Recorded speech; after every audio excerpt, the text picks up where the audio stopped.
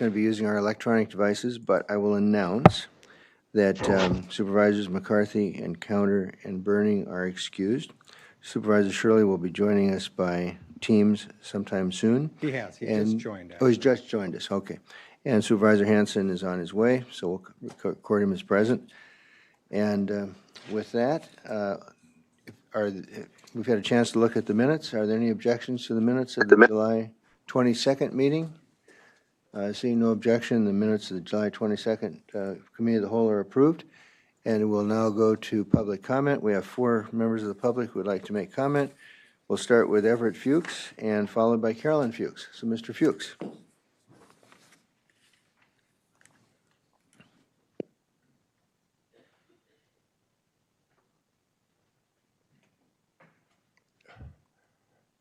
Thank you for the opportunity to speak. So much to say, so little time. Some of you probably remember Letterman's top 10 if you watch Dave Letterman. Well, I've tried to give you my top 10 on the solar project here today, and I'll just try to hit a few highlights since I can't cover it all. Again, you probably all know I'm a fiscal conservative, as I keep saying that because I am, and so I strongly oppose the use of my tax dollars to fight the 10 Mile Creek Solar Project via an intervention funded by St. Croix County. It was very clear at a meeting that was held a few weeks ago by a group of people who were for, neutral, and against the solar project, where speakers came in from various agencies and other counties. And one of the things we learned was that and by the way, there is a YouTube video of that, which is referenced in my notes. One of the things that we learned was that basically these projects will be approved regardless. One of their regrets was that they wasted effort and resources fighting the project, and that they got fewer benefits than if they had engaged early. Now, one of the things I want to think looking ahead, there's folks that are against the farmers leasing their land. Well, let's consider the alternative to who farmers might sell their land to if they must sell because they are prevented from leasing it. Out-of-state industrial ag companies who operated concentrated animal feeding operations would be all too happy to buy some of this farmland in St. Croix County. I would ask the homeowners to consider how they would like to have a gigantic pig farm rather than a solar farm as a neighbor.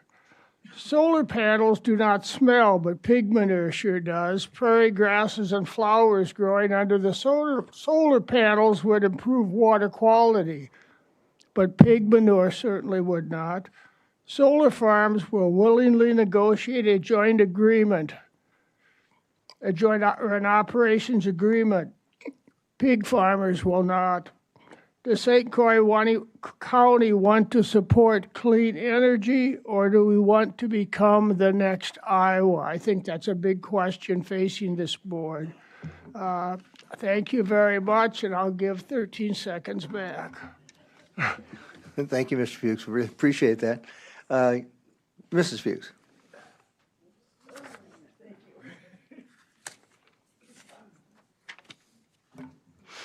I just had the opportunity to talk to somebody who had a different opinion than I have, and I think that's awesome. Just wanted to say. However, I am personally supportive of the 10 Mile Creek Solar Farm. In 2005, our youngest son, Jeffrey, was a Peace Corps volunteer in Suriname, South America. While Jeff volunteered in Suriname, he had the opportunity to venture deep into the rainforest and grew to love it and appreciate it. Because of this vulnerability, in the rainforest, he made a decision that he would make the environment, the field of clean energy, his life's work. While Jeff was in Suriname, he received a Park Fellowship from the Johnson School of Business at Cornell. He graduated with an MBA from Cornell in 2008 with a major in sustainable economics. Jeff has worked for the development of clean energy projects across the country and around the world. He never forgets his commitment to the rainforest or the environment.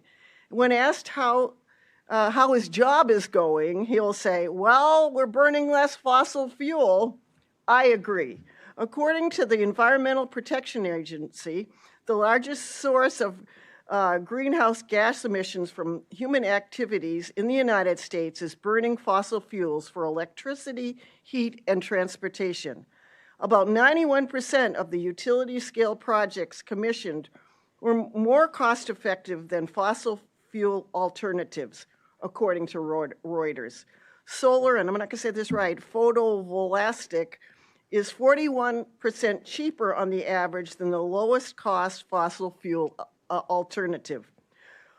Solar also helps, farms also help us by reducing greenhouse gas emissions, improving air quality, conserving water, decreasing dependence on fossil fuels, lowering our carbon footprint, and helping the biodiversity of our planet. I also support an operations agreement to help both sides work with Xcel Energy to address the needs of the citizens of St. Croix County and the county soil. In this way, we can support the county's clean groundwater, the St. Croix River, and its citizens. Thank you. I'll give 26 seconds back. We're moving right along this morning. Thank you. Sounds like your son Jeff had quite an experience in Suriname and around the world in these activities. Our next speaker will be Sherry Croft, and Sherry will be followed by Celeste Coble. And Celeste will be followed by Mr. Kramer. Good morning. Thank you for letting me speak. And yes, we did have a good conversation, and we noted that, between us, we agree to disagree at times. So I am speaking pro intervention. And seeing as how this is a budget meeting, let's stick with some numbers. I scanned through that 200-page sum report. Kudos to you guys. I noted that there was a $75,000 amount put aside for intervention, and we all know that's going to be more if need be. And that's just it. If we need it, I'm asking to please put aside more realistically. Thank you. Also, I want to inform you that there have been good neighbor agreements out in Erin Prairie and Hammond area to the residents out there, and these agreements state that they will be receiving a lump sum of money if they agree, which is up to the individual resident. But in this agreement, they have to allow easements on their property. It states that there could be poles and trucks going through their property. It states they cannot complain about the noise, lights, vibration of the ground. In general, they cannot complain once they receive this money. A nuisance. They cannot complain about a nuisance. So, to wrap it up real quick, we can either spend the money to intervene or later when there are complaints against the counties. Sorry.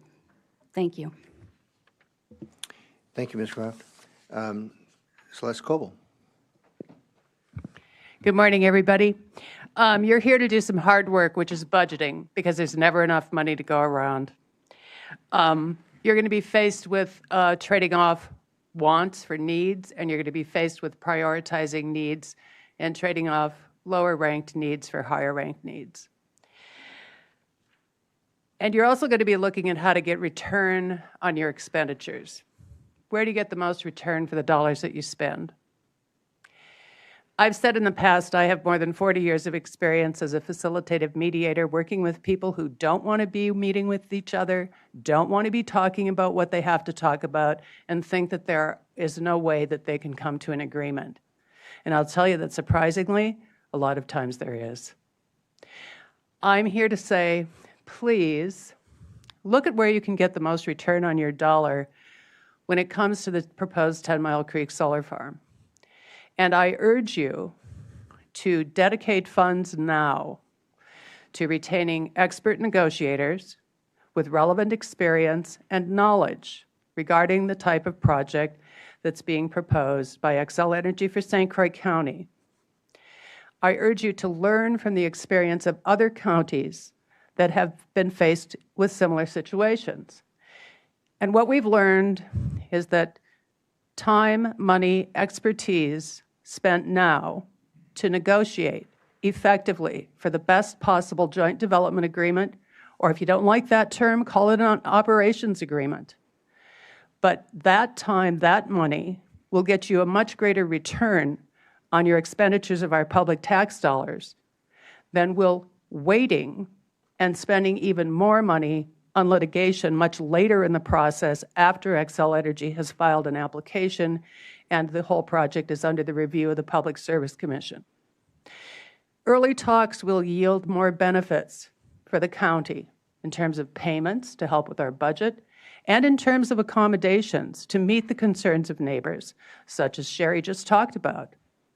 You can ask in negotiations, you can propose in negotiations absolutely anything that your county and your county residents want and need. I have just a couple seconds left, but please bear in mind, you may need to litigate later about things that you aren't able to satisfactorily resolve in a joint development agreement. But the money and the effort spent now is going to get you a lot more, and it's going to reduce that cost later. Thank you. Thank you, Ms. Goebel. Our last public comment will be from David. Is it Ms. Kramer? Kramer, yes, Yes. from New Richmond, thanks. So I attended the September county board meeting, and regarding the subject that was just spoken on, a supervisor that is not with us but is apparently with us via internet indicated in his comments about a project that I'm not going to name that he was able to set aside $500,000 from another budget for legal expenses for this proposed project. And he made the comment that there is always, at the end of the budget, $3 to $5 million floating around. I wrote Mr. Long a letter saying, wow, is there really $3 to $5 million just floating out there on our budget? Seems to me like maybe we should be returning that money to the taxpayers if that's the case. And on the question of transferring $500,000 from another department's budget, my question would be, did y'all make a mistake budgeting for that department? Do they not need that money in whatever department Mr. Shirley was talking about taking that money from? Did they not need that money? Are we not being fiscally responsible with where we are putting our money and where we have budgets to surreptitiously, we're going to move this $500,000 for this project that this supervisor is against without y'all talking about this. We have a supervisor moving $500,000 out of a budget. Seems to me that would be a county referendum question. That would be a question for you all to be deciding on and not one supervisor. So this is a real budget question for you, not a proposed project. This is a budget question. Is there $3 to $5 million just floating out here every year? Does this supervisor have the authority to just, well, we're going to move $500,000 out of this department? Did that department not need that money? Those are budget questions. Thank you. Thank you, Mr. Kramer. We'll now move to our business items, and most of this, the rest of what we're going to be doing, Administrator Witt will be at the podium, and we'll be directing traffic. At our committee of the whole, we're a bit less, or a little bit more informal than we are at our board meetings, and so I would just ask our supervisors to Feel free to direct your questions directly to Administrator Witt. If there's too many at one time, we'll try to sort out the order in which they go, but I think we've done pretty well on that in the past. I'd also like to compliment the people that just spoke on public comment. Everybody stayed within their time frame. Thank you so much for that. They were eloquent statements. But I was going to ask Mr. Witt, normally, of course, we don't, as supervisors, comment on anything during public comment. That's for the public. But a couple of the comments that were made may benefit if you were to clarify exactly where some of those monies are. Do we have floating money? Could we move monies like this? Did some department lose a lot of money? If you could address those just quickly up front, that would be very helpful. But I'm going to also give a punchline to something that Administrator Witt's going to say. He's going to give us a very good report this morning, as he always does, very comprehensive. We'll have our department heads. But I'm going to leave it up to him to actually deliver the punchline. But I think we're going to be amazed at what he says in terms of having met many of the goals that this board has set. But if you could first address a couple of maybe misconceptions that are out there. Sure, yeah, I was actually going to cover all of Mr. Kramer's questions throughout my budget process, but I guess the short answer to some of it is floating money, not really. The 3 to 5 million, that's on our good years, in the last decade, every year we finish in the black. So that's the excess money that we have. That's because departments have come in under budget, we've had vacancies, we've had revenues come in greater than our expectations, and we reallocate. The county board takes action. You reallocate that fund balance to use for capital projects, avoiding borrowing, so we save money twice for the taxpayers. So that would be, I think, the floating money, that 3 to 5 million. That's probably what that is in there. You will see that in my PowerPoint presentation. The $500,000, one supervisor cannot move money. You guys are 1/19 of a body. So it takes a majority to do anything. So one supervisor cannot do that. Supervisor Shirley had proposed that during the administration committee. And we will get to that. That'll be on page 95 when we get to the budget. So that money that he requested, we'll address that at that point in time when we get to Corporation Council's budget. So it wasn't moved, it wasn't also, I guess, it wasn't moved from one department to another. It was that unassigned fund balance that we talked about. That unassigned fund balance is the money's left over at the end of the year. After we spent all the money and we brought in all the revenue, what's left over. So with that, I think I covered most of Mr. Kramer's questions. So we'll cover those in more detail on the slides that we get to. As we go through the budget, as Vice Chair Fiedler had talked about, we're really going to highlight the bigger picture items. So we're probably not going to get into exactly how much postage every department is spending on. If you have questions on it, though, by all means ask. But we're not going to get into that finite of a detail. What we're going to talk about is the higher level, the mission that's being accomplished, and the bigger changes that are occurring with any of those departmental budgets. So we'll get started. What I want to do first is lay out the budget book. So everyone was given a paper copy of the budget book that has the tabs. So it makes more sense when you look at the paper copy than the digital copy. But the table of contents talks about the different sections. These are the tab references. So that first section, the budget summaries, the first tab in there, what this is the executive summary. What I found is that everybody learns a little bit differently.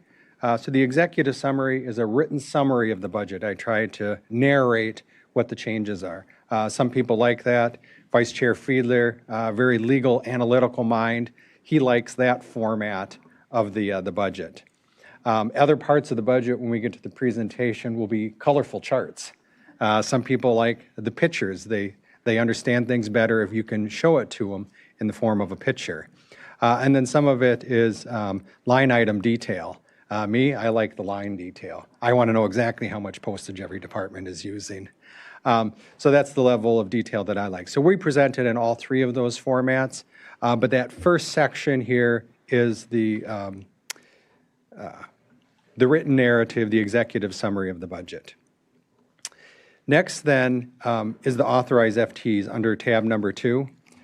So those authorized FTEs are important because as we look at all of these positions, you'll see any changes from the prior year. When you finally adopt this budget, when we get to the November county board meeting, when you approve it, you're authorizing me to go out and hire these 671 FTEs. So just know that you're granting that authority with this approval. So we list out by position, by department, every position in the county, so that authorization is there. Also within that authorization is the wage grid. We'll go into this a little bit more, but there is a 3% COLA adjustment to the wage grid that's been budgeted for. And then any additional compensation. So we list out any on-call pays, overtime pays, shift differentials. The ones in red are the changes from the prior year. So fairly minimal this year. But again, with the adoption of the budget, this is the biggest policy document the county board has. You're adopting those changes to the compensation plan. All right. Tab number 4 then is the PowerPoint presentation. So that's what I'll go over now. So this will be the high-level view of the overall budget. What we're going to talk about is, what the process was, the schedule, priorities, how we accomplished the vision and mission of the county. We'll talk about the financial condition. We're going to talk a little bit about debt, and I probably pause a bit on that as we go through it and talk about where we are currently and where we're looking to be, because we have a large project in 2027 in our current KIP. We'll talk about where the major changes are, revenues, expenses, staffing changes, the employee benefits and compensation, and then ultimately what is the impact on the mill rate for our taxpayers. All right, so this process, we start in April. We talk at the Committee of the Whole about priorities. We work on the KIP project over the early part of the summer. Department heads then turn in their budgets midsummer. We go back to the committees. We review those requests at the committees. We're here in October right now at the Committee of the Whole.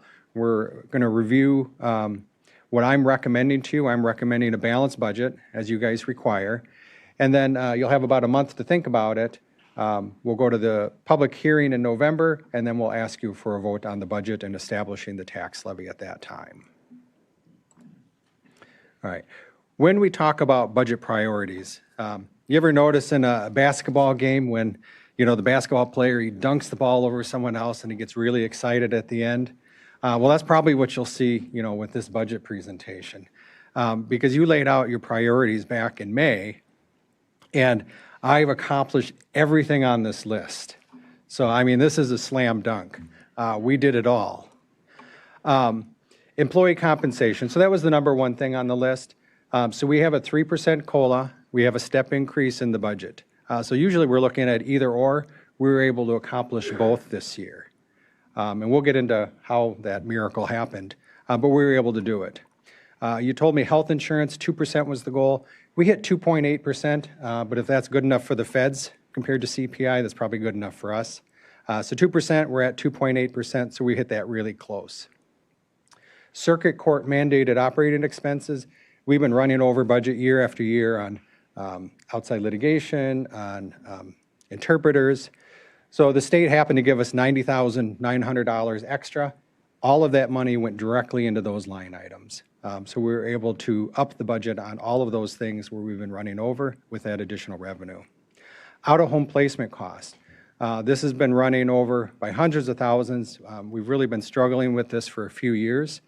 I had enough money left over with this budget to hit all those. I actually increased them beyond what some of the requests were, looking at the historical chart.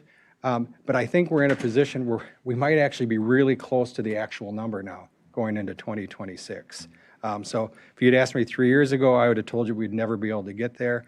I think we're actually getting there now. So hopefully those stay stable, and the amount that we have budgeted going forward is good for that. Position requests, you asked me to prioritize where the requests were and add those positions. We'll go over those in a little bit of detail, but I filled nearly every position request that was requested, and I actually filled one that wasn't requested this year, but came up at committee for the court navigator position. So we did a great job of addressing that. And UW Extension, we threw that on the end, saying, well, if there's any money left over, we could fund that. We fully funded the request by UW Extension. So what they asked for, we put into the budget, and it's in there. So it is a reduction from what we've had in the past, but it was what their request was and what we had talked about.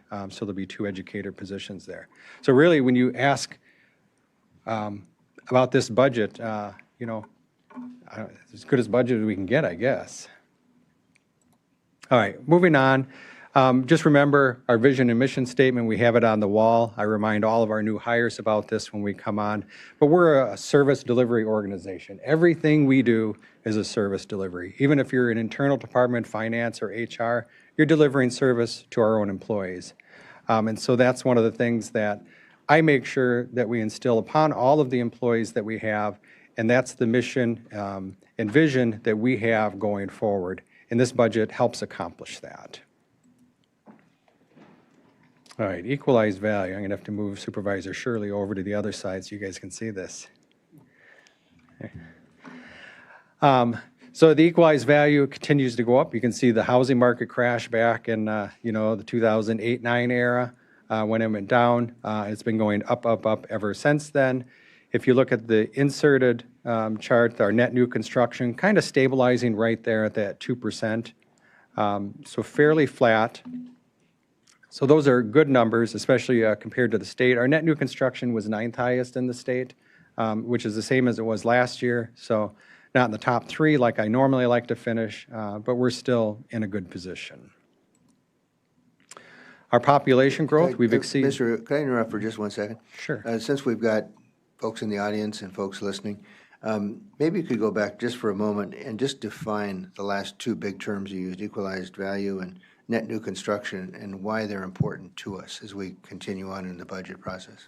Yeah, net new construction, so the state has levy limits. So the amount of taxes that we can increase is the same percentage as our net new construction number. Net new construction is a new building. If your home grows in value, every year it's worth more and more. If you asked a realtor, that price would continue to go up. That is not net new construction. That's just the equalized value growth. Net new construction is you build a new garage in the backyard. So that's new construction. A new house is built on the empty lot next to you. So anything that's newly built is the net new construction number. So at 9th in the state, that's the amount of new growth as a percentage basis that's coming into St. Croix County. So that's our levy limit. And that's only about 685,000. That'll be on my last slide here. But that's the new money that's available to us in order to balance the budget. And taxes are only about 1/3 of our overall budget. We spend the most time talking about property taxes, but taxes, again, are only about 1/3 of the total revenues that the county brings in. The equalized value, then, is how we distribute that. And that is, it's an artificial number. It's the current value of all your homes if you were to sell them. If somebody wanted to come in and buy St. Croix County, it would take $18 billion in order to do that. So that's the current estimated value of everything. The equalized value is important because that's how we distribute the taxes then. So we distribute the taxes on equalized value, and then at the local jurisdiction, they convert that to assessed value.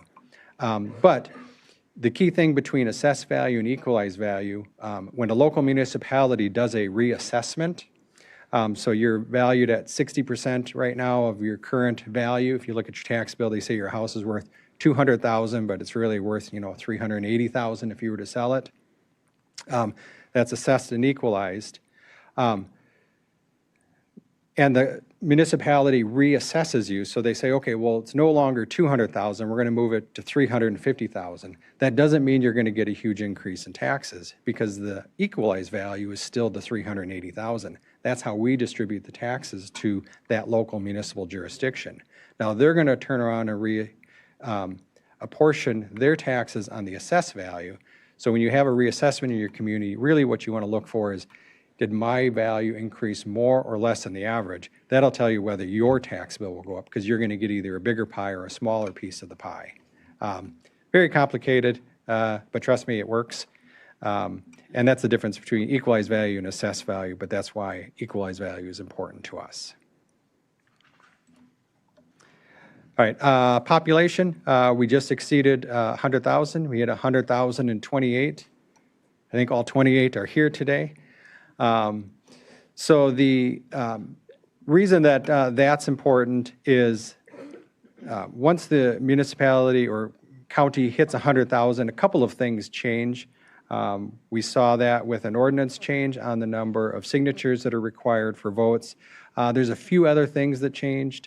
I know the district attorney was excited that we exceeded 100,000, that something helps him there. And then on the negative side, a lot of the contracts we have are based upon the size of your organization. So we exceeded another tier level, and some of our fees have gone up because of those 28 people. But we're going to continue to grow as we always do. We're still ranked as the second fastest growing county in Wisconsin out of all 72 counties, really only behind Dane County. All right, debt review. Yep. All right, so this is our debt schedule. We have a very good bond rating. The 2025 highway shop has been built in here now. And what I can tell you is we did this purposefully to meld the highway shop debt with the existing debt that we had so that there's no tax increase. Our debt schedule continues to decrease. You see that 2026 is $11.3 million on the right there. That is the peak. So debt only goes down from there. A lot of organizations structure their debt in the opposite way because they go, well, value is going to go up, so why don't we have payments continue to go up? Well, all you're doing then is guaranteeing a tax increase year after year. I like to go the other way, you know, take the hit at the beginning, start paying your principal right away. It saves you interest in the end.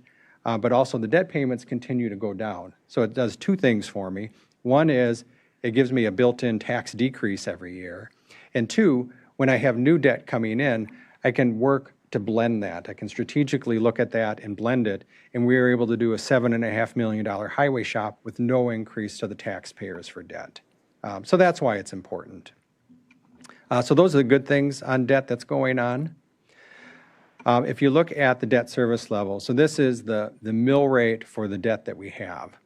And we're going to get to this when we look at our comparables of other municipalities, but you're going to see this spike up. That's 2023. That's the first year that we had a payment on the government center debt. So $7.5 million, I can blend that in. $80 million, I'm not blending that. So you're seeing this spike up. It has continued to come down now. You can see the Hudson Highway Shop, we blended that in here, and we're down below 60 cents per thousand for debt service. But what I kind of wanted to make you aware of as you are looking at this budget and the KIP budgets for future years, the projection with the jail and tower project in 2027, you're going to see that number blip back up. So that's, you know, a $60 to $70 million debt issuance projected in 2027, and it's going to come up. It's going to come up to about the same peak that we hit in 2023. So it's not so big that it's going to break the whole system, but it is significant enough that I wanted to make sure I pointed that out to you so that you're aware. You're going into it with full awareness of what the impact is of those decisions on the taxes and how it's going to play out. After that peak, just like in 23 through 26 here, it'll continue to go back down. So that peak is actually in 28 when the first payment hits, and then it'll continue to gradually go back down. I have it projected out to 2032 there. Mr. Witt, could I interrupt one more time? Sure. I think this is maybe one of the most important slides in the whole presentation. And we're on page 35, if anybody is tracking it in their books. You stated it all, I think, very correctly, that given the actions as they currently have been accomplished by the county board, there will be quite a peak here in a couple of years. When we'd had those discussions about a half a year ago, there'd been a lot of discussion as to the timing of it. Could you just go back over are there other options than the one you presented here? So the KIP, we do that in the spring. Departments submit their request. We go to committee. We come together as a committee of the whole in the middle of the summer. We make a recommendation. That recommendation is adopted by resolution, that 5-year plan. You're really only committing to the next year, and we're talking about a project in 2027. So you still have time to continue to review this decision. It's not locked into stone.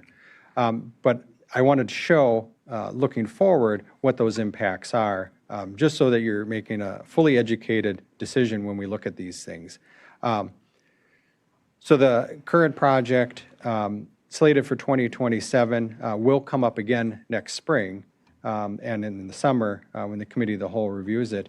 And that really will be your last chance, though, probably, to decide, yes, this project is going forward in 2027, or if you wanted to split it into 2 separate projects, do part of it in 27, delay the other part a couple of years. Really, the options are whatever you tell me the options are.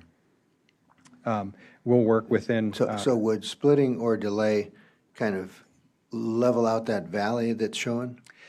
Yeah, if you, I think when you look at the 2 main projects that are in there, you have the Towers project and the Jails project. They're both needed. They're needed for different reasons.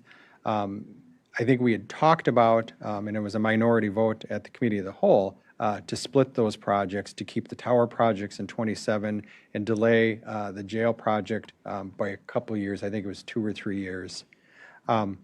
So those are all feasible. The staff just needs to know what your plan is so that we can work towards that and we can make decisions on maintenance issues and other things, knowing what you're going to do.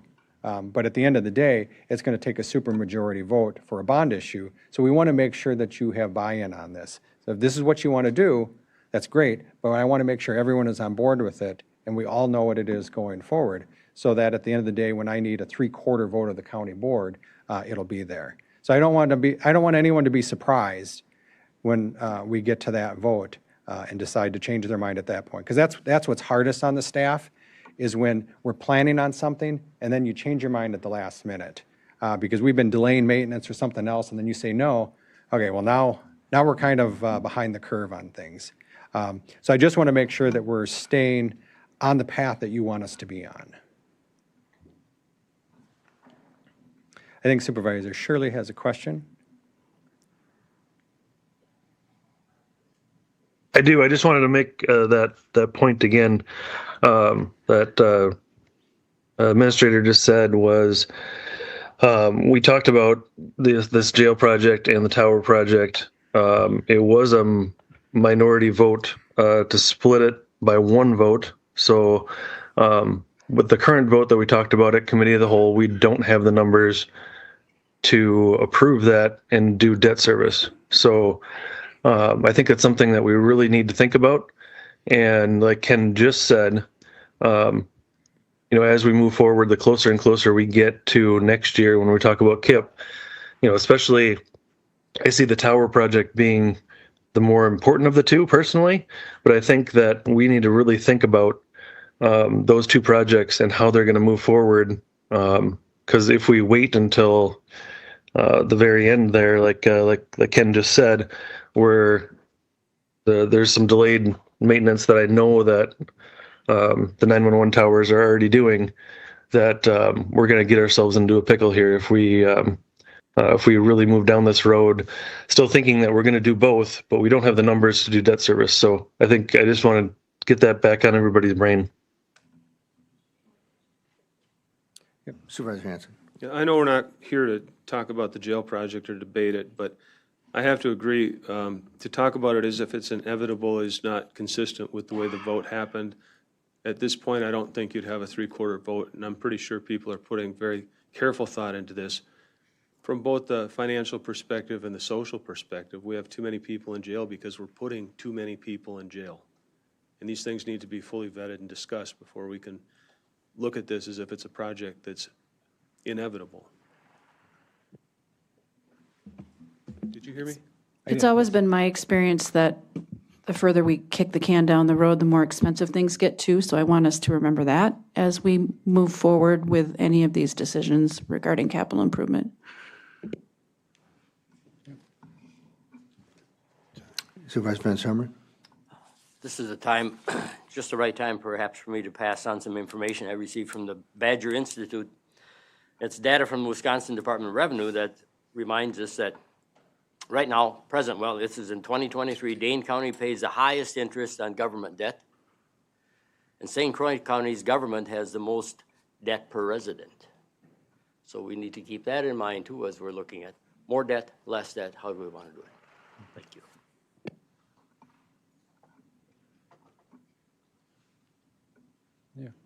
I think the one thing I can say too about this jail project is that's going to be the last building project that we have for a number of years. So I know we're high right now, but that'll continue to come down because everything seems to run in cycles in government. Things tend to start to deteriorate. The current body maybe is putting off things because the prices are high, so things deteriorate. A new body gets elected and they go, oh, well, that was wrong. We need to fix everything. So they come in and they fix everything. They take out a whole lot of debt, and then they leave office. Everything's good, but then they leave all this debt behind. And so it's a cycle. It's a roller coaster cycle. I've seen it over my 30 years. And I don't think there's any correction to that. I think it's just where we are on the ride right now. Okay, so yes, I believe debt, this probably is one of the most important slides if you want to bookmark that one and come back to it. So, all right, so let's talk about how we were able to accomplish some of this. So the net new construction, including the library levy, is $850,000. So those were revenues that came in. The big one that came in higher than what my expectations were when I started this budget was sales tax. So sales tax came in with a $1.2 million increase. That's the lower end of the projection that they provided for us. Forward Analytics with Wisconsin Counties Association, they provide us with that estimate. 2 years ago, you asked me to budget for what the sales tax projection is and not under budget that as I had been in the prior years. So I did. But it's a $1.2 million increase, but that really provided us with that additional revenue then to accomplish all of the things within the budget. So that's a good thing. State human service grants, there was a little bit there, some general government grants, transportation grants, charges for services, other local government charges. So you're going to see in transportation a $1.3 million increase there. That's charges to the towns and the state. So before you think that we're increasing the amount that we're charging to them, we're not increasing the amount that we're actually charging to them. We're catching the budget up to where that inflation number has grown. And so they were probably maybe just a little lax in changing the budget because we've always charged them what the actual costs are, but we increased the budget this year. So it's maybe a little bit of an arbitrary look. And all of that money stays within the Highway Department fund. It's not covering other things in the budget. It's all staying within the Highway Department. But it's one of the big revenue changes that you're going to notice. Transfer for debt payments. So part of our debt is being reduced further by a transfer from the Health and Human Services Fund. Rent revenues. So we've rented out some additional spaces with the Department of Corrections and the on-site clinic. So those are two new rents that came on board. So the DOC is about $200,000 per year. This is the second half of the payment because we rented for half of them in 25 and it'll be a full year in 26. Charges for services at the healthcare campus. This is additional revenues that they're projecting. And again, that stays within the healthcare campus fund. That's not funding anything else other than the extra going out in debt service. And then all other revenue sources were about $250,000, including what I'd mentioned, that $90,900 that came into the clerk of courts, additional $10 million that the state allocated for courts. All right, so Supervisor Shirley has a question. I do. Administrator Witt, I think in the administration committee, we talked about the healthcare campus.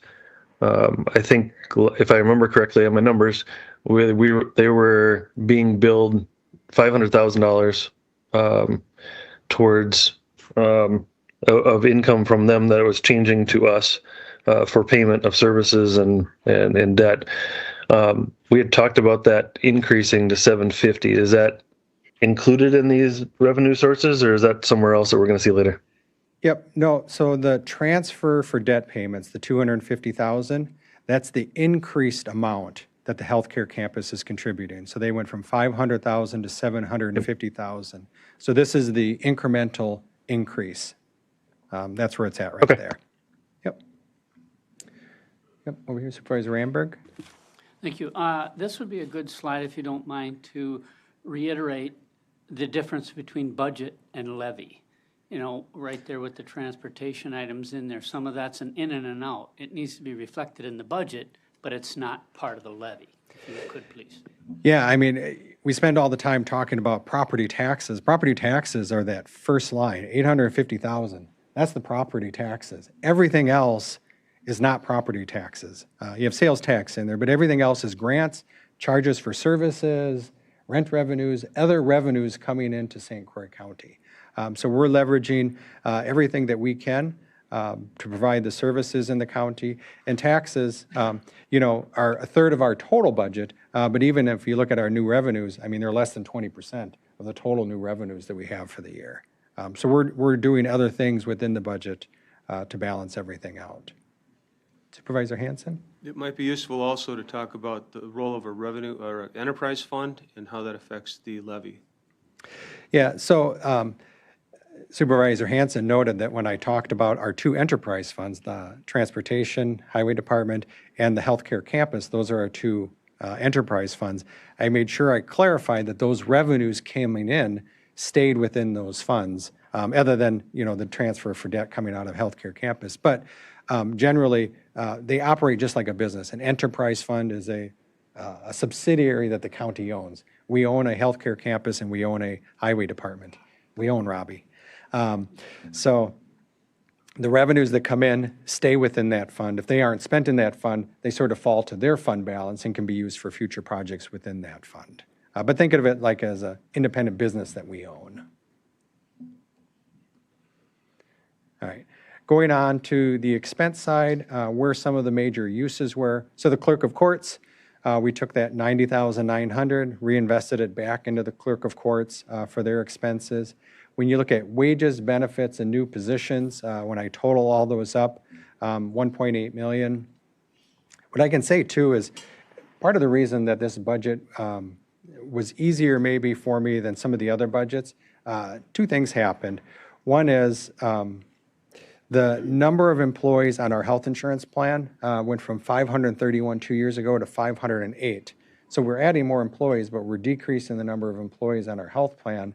So while we had a 2.8% increase in our premium costs, we actually had a $400,000 decrease in our total health insurance expenses because less employees were taking advantage of our health insurance plan. They were electing probably to go on their spouses. So it's probably family plans that came off. So that was a huge savings for us, made balancing everything a little bit easier. And then the other thing is, I think the wage grid, now that we're post-pandemic, is finally maybe operating the way it was originally designed to. We implemented this McGrath wage grid in 2016. I think Dan was on board. I think you're the only one left, Dan. So we implemented this McGrath wage grid, and people move up a step every year, ideally under the grid. It should be adjusted for inflation, but people move up a step. When people retire then or leave, their replacements should start at a lower spot on the wage grid. So that's a natural cost savings built into it. So we average probably anywhere from 10 to 15% turnover every year through retirements or people leaving for other employment. And during the pandemic, the issue we had was we were getting so few applicants, we had to pay more. We had to sort of move up the scale in order to entice them to actually take the job because they were the only applicant for it.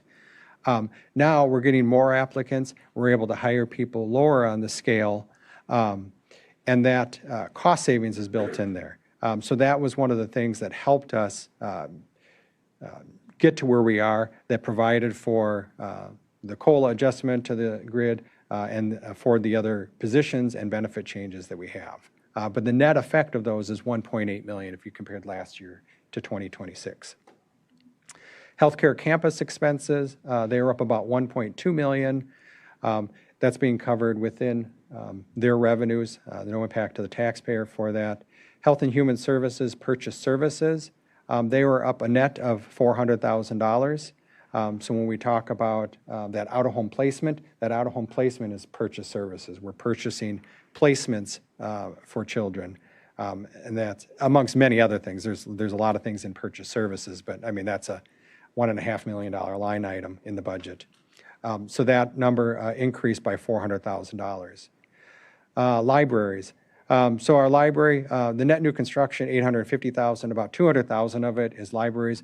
That only applies to municipalities that don't have their own library. So City of Hudson doesn't pay that, but where I live in the town of Katy, they pay that. So that's basically it's a mathematical calculation. The cost that the library has for every circulation for somebody that lives in one of those communities, and that is up by $200,000. Transportation, we talked about other charges to local governments and some of the transportation grants that are coming in. So their expenses are up by $1.9 million. Debt payments are up by $500,000. So the payments are up by $500,000. We've done some things, though, through contributions from the healthcare campus and application of fund balance. So the net effect for the taxpayer is actually no increase.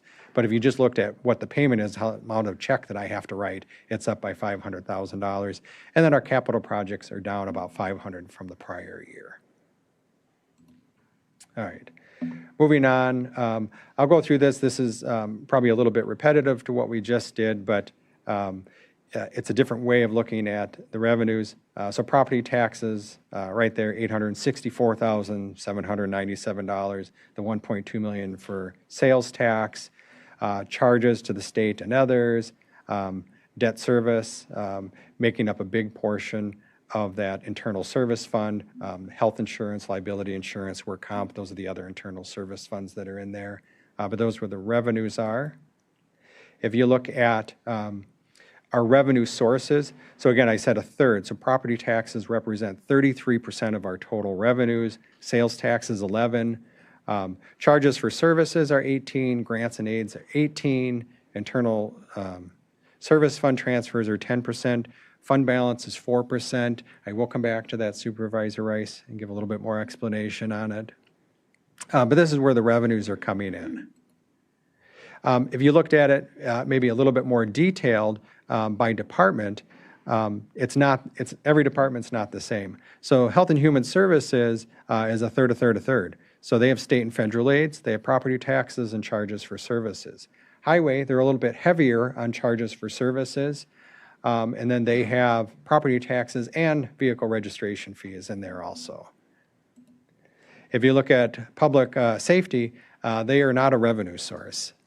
So property taxes contribute to 96% of what's needed there. And general government, it's about 50% property taxes, and then other aids coming in to cover their other revenues. So every department's not created equally. When we look at budgeted expenses then, if you look at the general government category, you see $966,000 there. Courts and district attorney, there's some increases there. There's some new positions built in there, so we'll go over those when we get there. Healthcare campus and Health and Human Services, you're going to see about a $2 million increase. Again, a big part of that is the healthcare campus. Highway department projects, work for others, that's where that increase is coming in. And then that debt service, that $500,000 that I talked about. And again, that's that peak of our payments.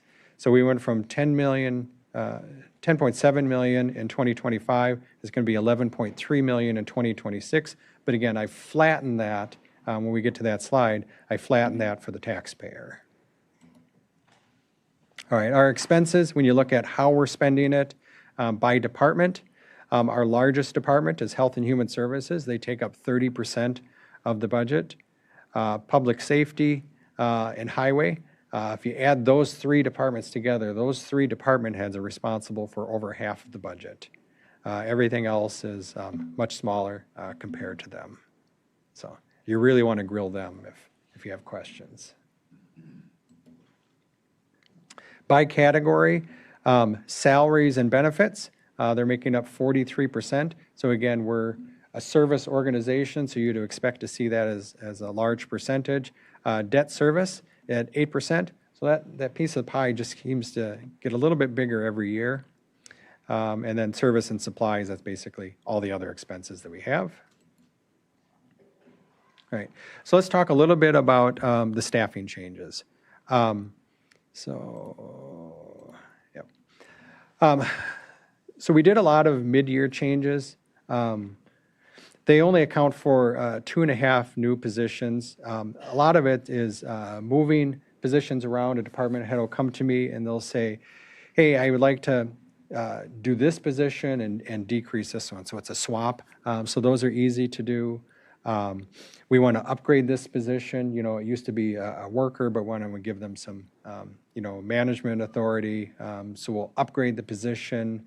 Or we got a grant in, so we need to hire someone now. The grant's going to cover it. So that's covered. A lot of those, most of those come to the administration committee. We review those and the administration committee approves them. They have very little budgetary impact at the end of the day. So I'm going to focus on what the other ones are.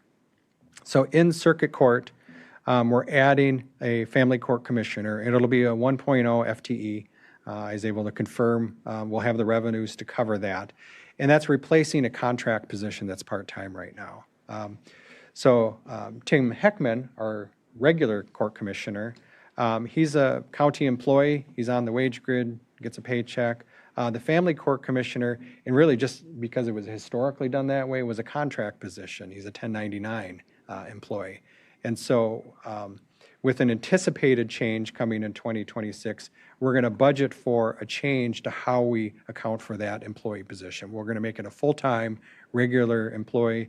The judges are excited about this because it'll create extra capacity for them to assign additional work to this commissioner. And I think it'll improve some of the services within the court system. So that's a big change. The district attorney, diversion program case manager. So you'd ask for a diversion program, something or other, specialist. I gave him a diversion case manager. It's very similar, but it's an extra position within the district attorney's office so that they're able to handle a larger diversion caseload because it's more cost effective really at the end of the day. Justice Support Services, I added a court navigator.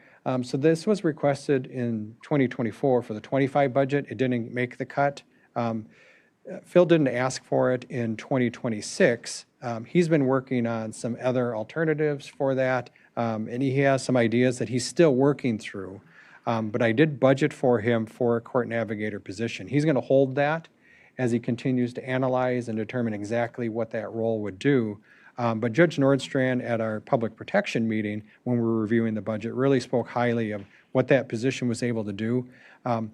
And this is the analogy I think that he shared that struck home with me is somebody comes in for their preliminary hearing. They haven't talked to whether they would be covered or not through a public prosecutor. So they go, okay, well, we're going to have to reschedule this then. Go talk to them, find out whether you're eligible or not, and then we'll reschedule your hearing. And so it just creates additional hearings. So you fill up the court docket with repeat visits because somebody hasn't done a very preliminary basic step.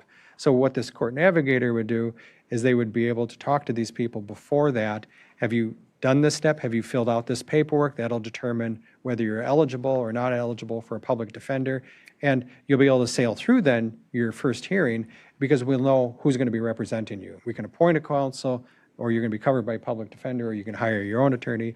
But it just eliminates a whole extra meeting. And so for the cost of one position, if we can speed that up, I think that'd be beneficial. So that's why I added that when it wasn't requested. And Phil is working on defining exactly how that role will work and how we could potentially fill that. All right. In Children's Services, there's 3 positions being added. There's a case manager that's going to be Medicaid funded so that it has no impact on the tax levy. There's a physical therapist and an occupational therapist. So both of these positions or both of these services currently we're contracting out for. So we've hit the tipping scale where we can probably hire someone, keep them busy, and do it at a cost equivalent or cheaper than the contracting out. So we're making that change now from contract to employee positions to cover those types of services. At the healthcare campus, we have an assistant healthcare campus administrator.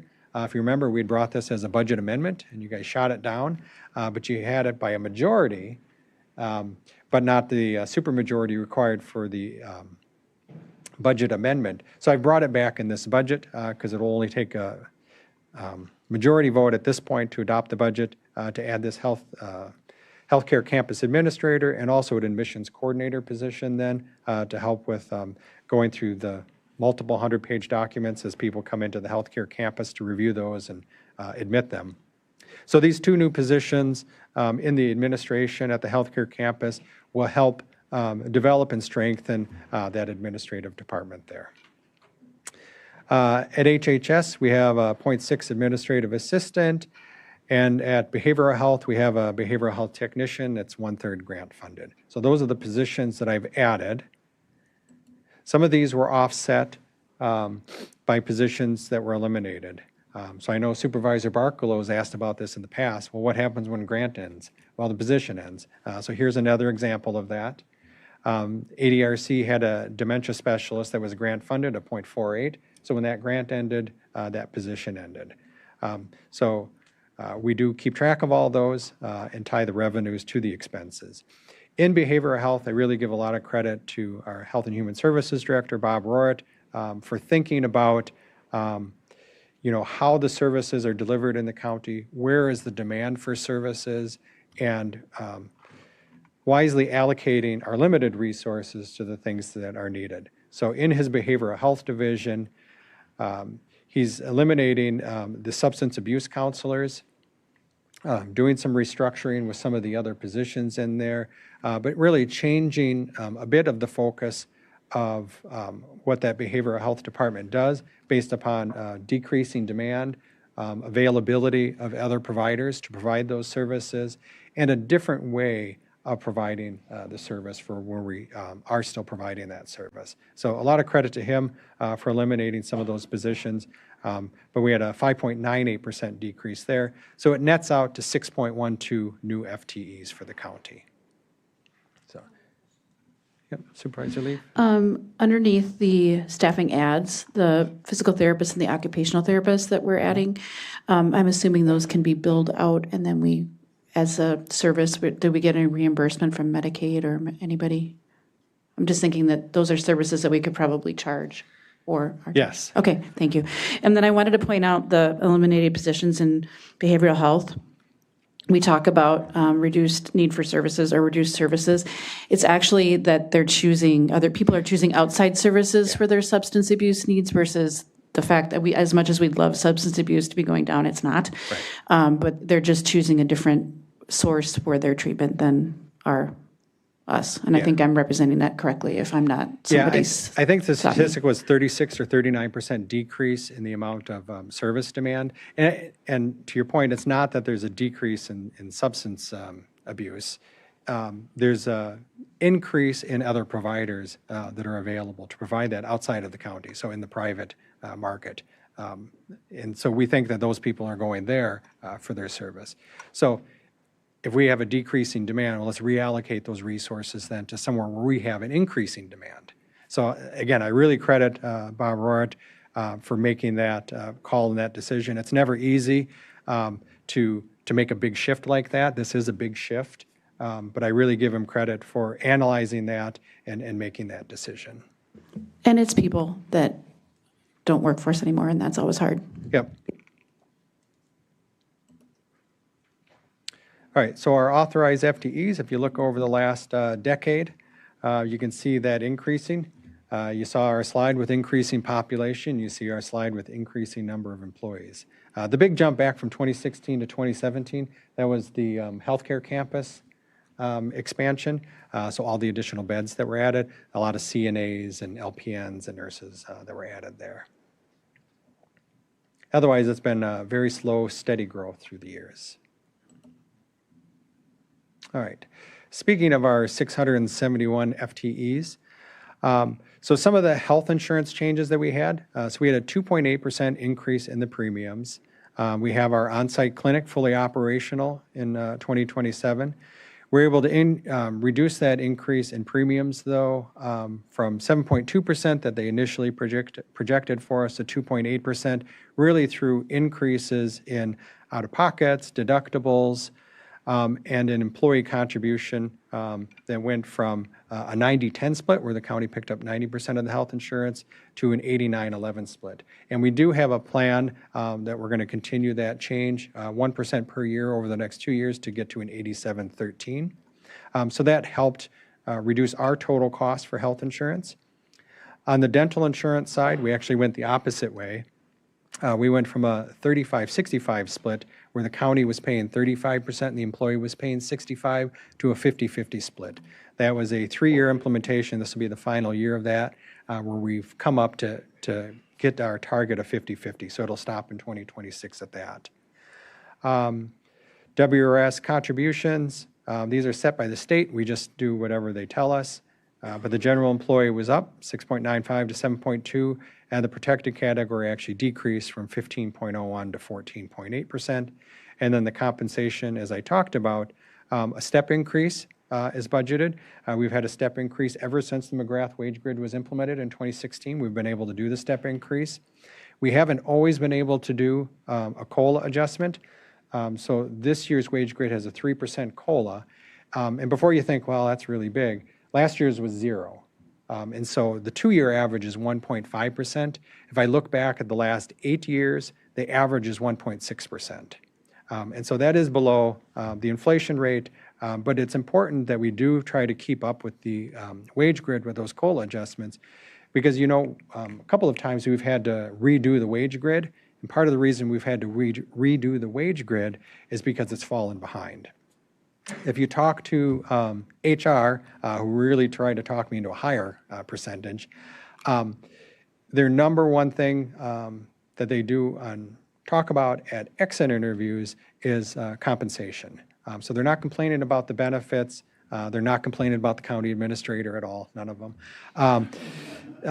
They're complaining about the wages that they receive. They're able to get a higher wage rate. And generally, it's if you go west, you can get more money. If you go into the cities, there's more money over there. Minnesota has different rules, and so they do pay higher over there. If you go east, if you go to the other counties, we're generally higher than them. So we're kind of positioned right where we should be, right in that middle. But we do have a lot of employer competition. And then as a comparison, the union has a 3% COLA and a step built into it. So we're matching what the union has for 2026. And the CPI for the last 12 months is 2.9%. So I think we're right on target with where we should be. All right, so the mill rate. So the mill rate is that rate that we charge per $1,000 of equalized value. And it's a decrease. So we went from 269 down to 259. So another decrease. If you look at the last 50 years here, all the way back to 1975, from the data that I can find, it's the lowest rate that we've had. So this is the third consecutive year where we've set that record rate. I think 3 out of 4 years that Chair Long has been in that seat. He's very proud of that. It's gone down. And really, 13th consecutive year that the rate has gone down. So some of this is due to the growth of the county. As a growing county, there's more people to share the tax burden with. And really good financial management, both by the staff that we have and by the county board, keeping a close eye on where our expenses are and making sure that this is the trajectory that we stay at. All right, a little bit of, yep, Supervisor Long? It might be helpful just to everybody to clarify that even though, and you can add in some more detail, but even though our tax rate or mill rate goes down, doesn't necessarily translate to a tax decrease, because as our property values increase faster than the mill rate goes down, you still may have people still may experience a property tax increase. Yeah, and really it's from community to community. So, on this western side of the county, property values are higher, they grow faster. So if your property value is growing faster, you're going to get a bigger slice of the pie. And you don't want this pie because it's the tax bill. If you're in a slower growing community where the properties aren't appreciating as fast, you get a smaller piece of the pie. And you think, that's great, the county did wonderful, my taxes actually decreased. But it's really just whether you're above or below the average growth rate is what is going to be affected. At the end of the day, we only put $865,000 extra on a $40 million levy. I mean, it's a very small amount. It's just under 2%. That's not measurable. It's whether you're above or below that growth rate. And it's, the county is less than 20% of your tax bill. So, I mean, we're only a small piece of it anyway. So all that we're discussing is really only a part of your tax bill. School districts are usually about half of the tax bill. So you should go talk to your school boards if you don't like your taxes. All right. Mill rate comparison. So this data is lagging. So this is the 2023 data. And I talked to you earlier about that spike up from 2023. The first debt payment came on for the government center edition. So we went from the 8th lowest to the 11th lowest. So we've gone the wrong way there. That's not a good thing. But I also said that that was our highest year of debt payment. And so that line comes down after that. So this will continue to improve again. But considering, I mean, this project was a huge project, very impactful for the county. I mean, it's going to serve the county for decades to come. And we went from 8th to 11th. So I think that's a small incremental change for the impact that we've had for the county's future growth. But I did want to acknowledge it, and that's where we're at. Similarly, on the per capita, if you look at the cost per capita, and debt is a part of that, but if you look at our cost per capita, we went from 18th to 26th. So again, we moved up on our cost per person for taxes. So again, that's probably our peak year. These, again, will continue to improve, but it all is also relative to how well everyone else does in the state. So while I'm telling you that we did go up, we're still in relatively good position. I mean, we're not a high taxing county. The taxes haven't gotten outrageous. The rate is continuing to go down. Things are good. But I just did want to make sure to point out that the decisions that have been made in the past, how they impact it, and sometimes you have to wait a couple years to see this impact. All right, so the tax bill. Net new construction, so a modest increase, it comes out to 1.99%. 687,000 was the actual operating tax levy. So that's the amount that gets distributed around the county. And if you're above or below on average growth, you're either going to see an increase or decrease. And again, just on the county portion, which is only 20% of your bill. Debt service. So we were able to decrease the debt service. I told you that payments were $11.3 million, but we're down to $10.2 million of tax levy to cover those. So the healthcare campus is contributing $750,000. We're using $300,000 of fund balance. So what my goal is, when you look at our debt payments, is flat to decreasing. And so what I don't want to do is I don't want to drop it really low and then spike it up. I would prefer a steady tax rate, steady to decreasing tax rate, rather than up and down. And so that's what we're doing with debt service. And then the special purpose levies, those are the library levies that are built in there. So while it's a large percentage increase, 9.8%, it's about $188,000. Equalized value was up 5.53%. The tax rate is down 3.47%. And total dollars are up by 1.87%. So $47 million is what we'll collect from the taxpayers then to cover operating, debt service, and libraries. Any questions on that? All right. Looking at forecasting, that should probably say 2027 forecast. Net new construction, again, probably around in that $750,000 sales tax. I usually guess around 500,000. That's how come when we came in at 1.2 million, that was more than I had anticipated. Health insurance premiums, 5% is what I'd normally expect, and then a step increase and wage grid adjustment of 2%. Debt service will keep flat going into 2027. So that's my projection. So that's kind of looking, we're not setting 2027 budget at all, but what are the impacts? I think status quo is the impact for 2027. All right, so now we're going to shift. So we went through the colorful charts. There are still colorful charts in each of the departments' budgets. We're going to flip through every department, and we'll do this relatively quickly, really just highlighting where the important parts are for you.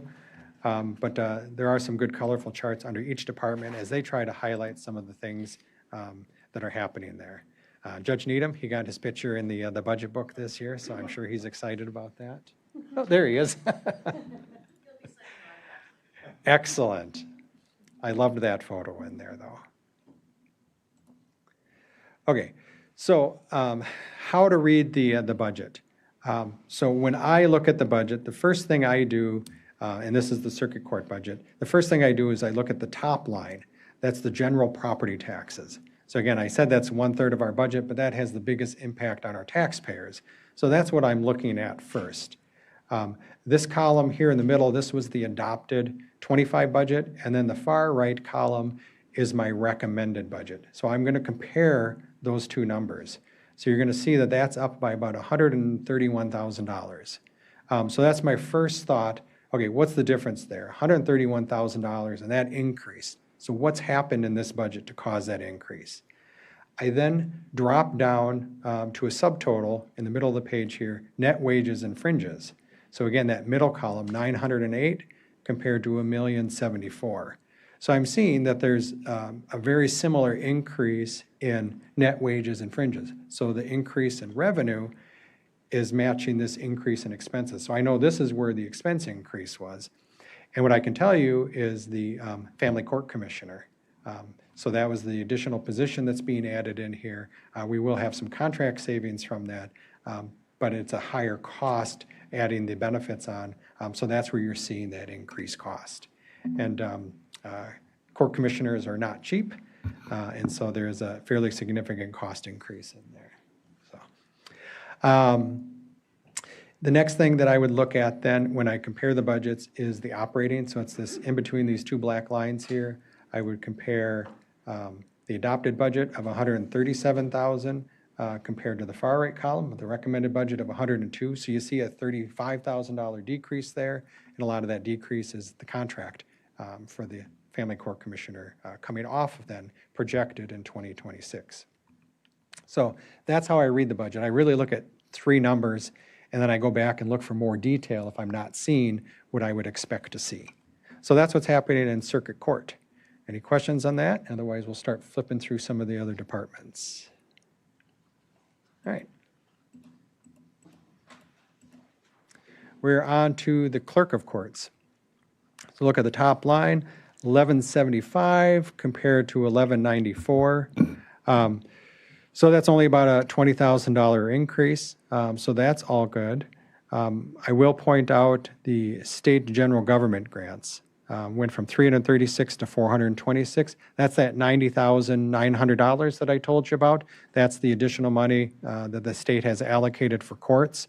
And we put that all into their operating expenses. If you look at net wages and fringes, there's about a $40,000 increase there. That's standard, what you're going to see with compensation increase, benefit changes. That's fairly standard. It all went into the other things. So legal services went from $170,000 to $200,000. Court-appointed counsel went from $320,000 to $350,000. And maybe one of the big increase percentage-wise, court interpreter services went from $25,000 to $60,000. A couple other ones, jury fees, $60,000 to $70,000, and other professional services, $80,000 to $100,000. So we reinvested all of that money back into the courts that we received. So their expenses then, their operating expenses went from $724,000 to $850,000. So all of the fees that they had and a little bit more.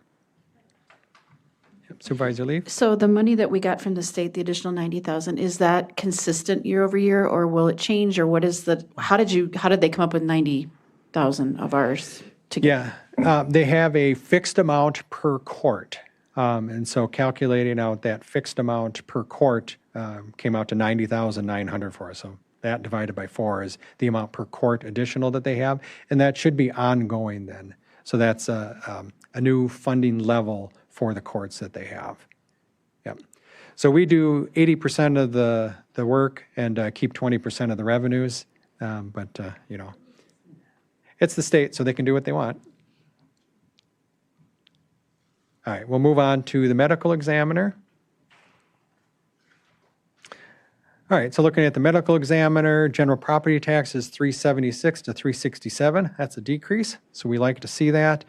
We still take a look at, you know, wages and fringes, what's going on there. So 344 compared to 376, you know, a little bit of increase, but that's fine. That's probably within what we would expect. And then operating expenses, 122 to 130. So revenues went down, but expenses both went up. All right, so why did that happen? So we go back and we look, and it's in the revenue side. So medical examiners' fees went from 80,000 to 130,000. So there's a $50,000 increase in other fees. So that was the new fee that Public Protection approved. As soon as Tina started, she said, you know, why don't we take a look at this? We implemented that additional fee for review of certificates for cremation that come across the river. And so that's where that's coming from. And so that additional revenue then is offsetting all of their increases in expenses for next year. So good job, Tina. Justice Support Services. All right, so we look at general property taxes, 847 to 842, about a $5,000 increase. It's not really in their revenues. If we look at expenses, 877 to 838. So there was actually, when we budgeted for this, last year in 2025, we'd left an extra position in there in the budget. So it was a mistake. Nobody pointed out to me. I don't know why you guys didn't catch that. But there was an extra position that was left in there. So when I added the court navigator, you come out at the same point that we were last year. So we didn't actually spend the money because there wasn't an actual person. But when you look at the budget and it looks flat or actually a small decrease, that's why, because I actually had made a mistake last year and left an extra person in the budget. Yeah, I know, nobody caught it though. I mean, come on, guys. Being that has to do with the court, is there a fine involved in that or not? I don't believe so. Phil hasn't given me any fines yet. All right. So when we look at their operating expenses then, 182 to 208, up about $20,000. And that was in a couple of different areas. I forget exactly what, but fairly minimal. Any questions on Justice Support Services? No. All right. Yeah. When we get to the budget later, Dustin's going to point out another mistake that he found. He emailed me this morning, so you'll be tickled pink about that too, I'm sure. All right, the district attorney's budget. So when we look at the property tax levy, 1.2 million, 1.3 million, up about $100,000. If I jump down to net wages and fringes, 1.4 million to 1.5 million. So it's all there. A lot of the increases there. They also have some additional revenues coming in. If we look at their expenses, their operating expenses, we go from 75,000 to 98,000. The one really new cool thing that I'm going to point out in Carl's budget is this subscription. And so this is an AI software that they're going to bring in. I can tell them about this. All right, fine. So it takes the police body cam videos and it transcribes it. And so instead of having a person sit and listen to a video and try to type it all out, the AI will transcribe it. You can then proof that, and that saves a lot of time. But it's the use of AI. We've talked about AI. Here it is in the budget being implemented. So there you go. It also Yep. Yeah, so it shares the video with Defense, so they're able to share it out instead of trying to email it. The videos are huge files. Instead of emailing those, it's in a cloud base, I'm assuming, and you're able to share that link then.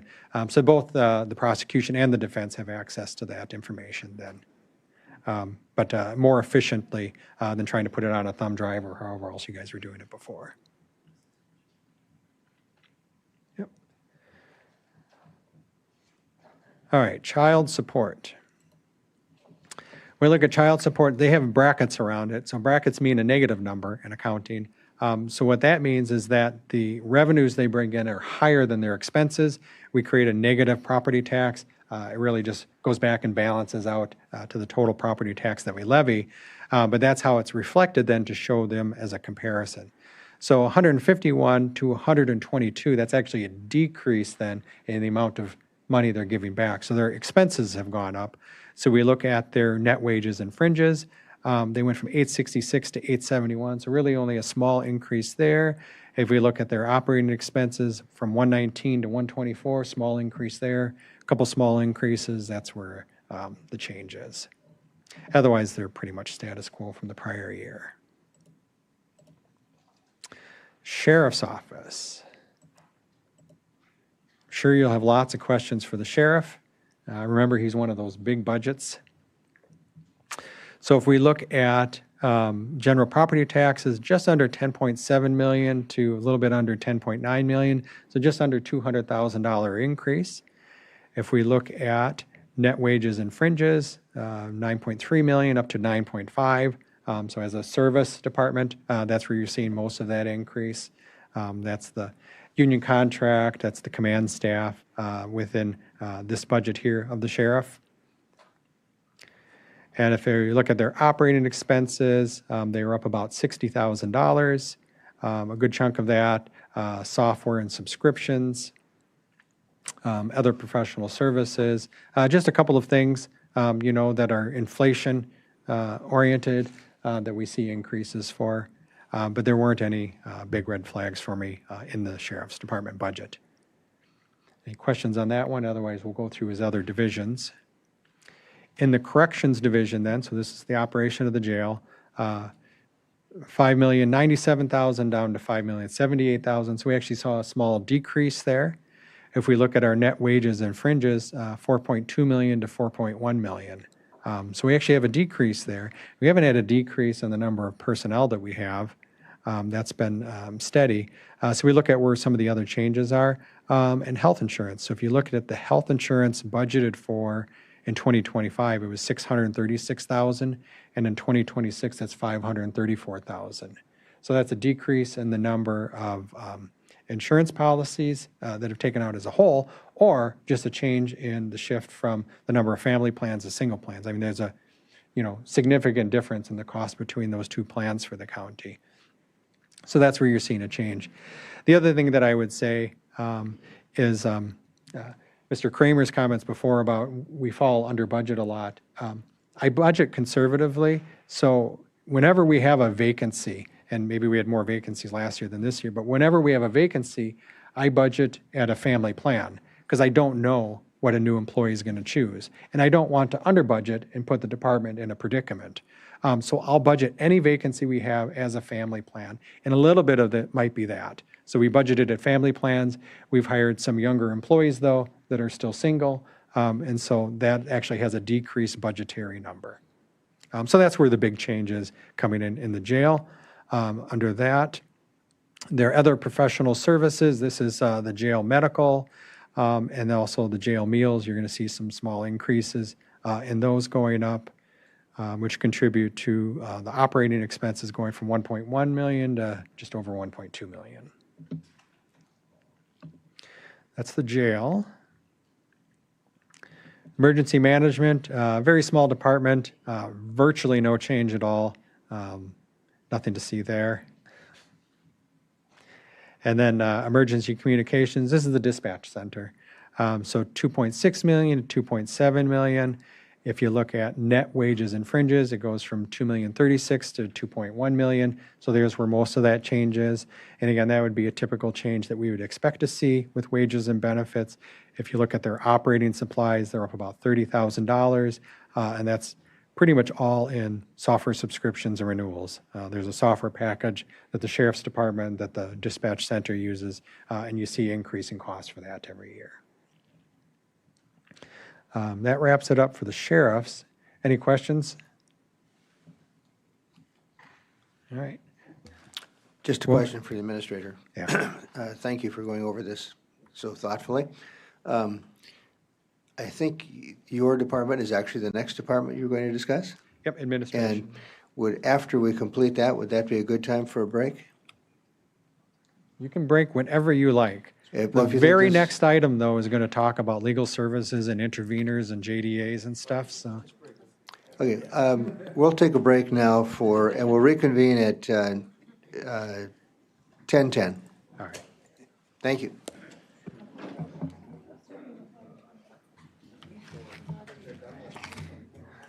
You guys wanted a break before that, huh?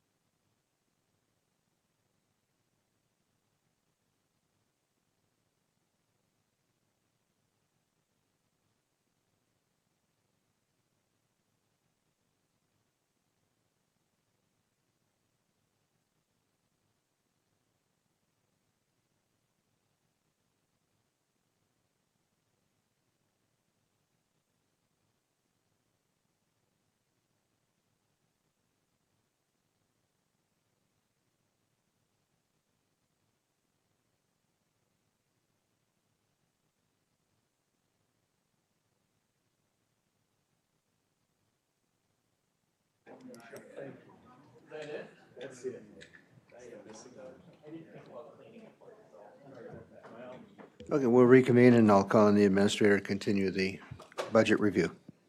All right, the next budget up is Corporation Council. Looking at the property taxes, they're up about $50,000. Wages and fringes are accounting for that. But I'm going to back up just a little bit and talk about the one line item, legal services. So this is where Corporation Council will get outside legal help. Normally, we only budget a couple $1,000s. If you look in the past, we usually spend hundreds of dollars at $3 back in 2023, $3,700 in '24, and $503 so far in 2025. So we don't use that a lot. So this is a large increase there. That's being offset by a revenue called fund balance applied. So that's that unassigned fund balance that's being used here. So that $75,000 was just added to the budget, was the last addition to the budget. And that was based upon discussions that we've had about legal services for JDA negotiation or becoming an intervener. The administration committee had talked about $500,000, but really at the end, what they said was talk to a Tolis law firm, get an estimate, and then base it on that. So the $75,000 is the lowest end of the estimate. It does go up to $500,000 and really potentially $1 million, depending on how aggressive you wanted to get with the process. But this is the bottom number. And so I budgeted at that as the starting point for you. It's up to the county board if they want anything different. The other information that I can share with you then is that after the WCA conference and talking to a Tolis law firm, Rebecca Rokert there, and several of the supervisors talking with her, we do have her under contract right now. We have retained a Tolis law firm, and they are currently reviewing the JDA for us. So that's the status of where it's at, and this is the budgeted amount to make that happen going forward. So I'll pause there for discussion or reflection. Did you want to explain the unassigned fund balance bit, or is that coming later? No, so the unassigned fund balance. Yeah, what it is. The unassigned fund balance is the amount of money that's not currently set aside for something in particular. We have a policy, our fund balance policy is 35% of our operating expenses, They say you should save 3 months' salary. So it's the same thing. We should save 35% of our expenses, plus or minus 3%. So there's a window there from 32 to 38. That's how much we should save, and that helps us with cash flow. So our revenues don't all come in at the same time of year. Taxes come in 2 big chunks. So we have to have a balance to absorb that. So 35% is the policy that the county board has set.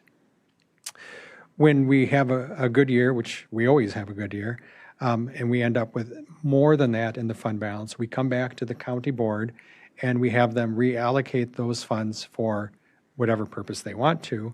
Generally, my recommendation is to go into the capital improvement fund because we can fund our capital projects without issuing debt. That saves us money twice because we don't pay interest expense.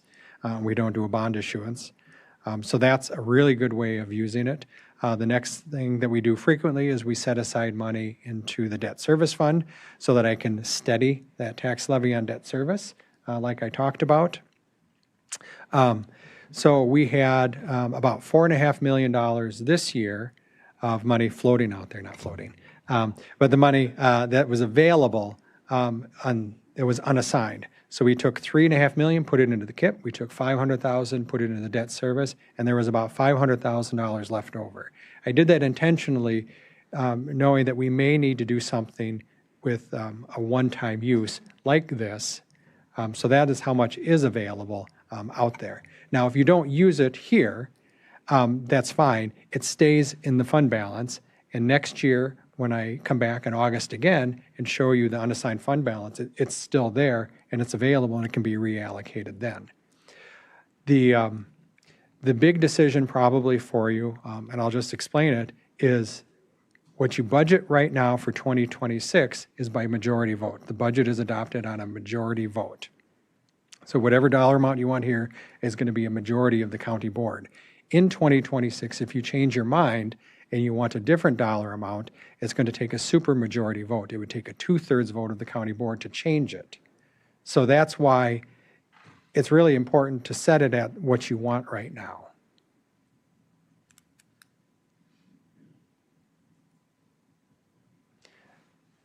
Chair Long?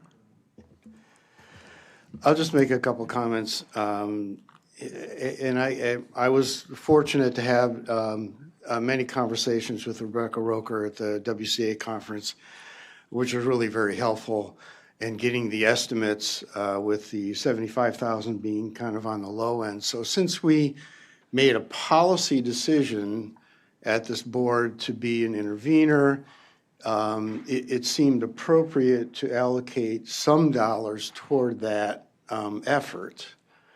However, I think the being on the lower end, the 75,000 is perfectly appropriate. And at the same time, I just want to remind everyone that this, fund balance, excess fund balance, it's not our money.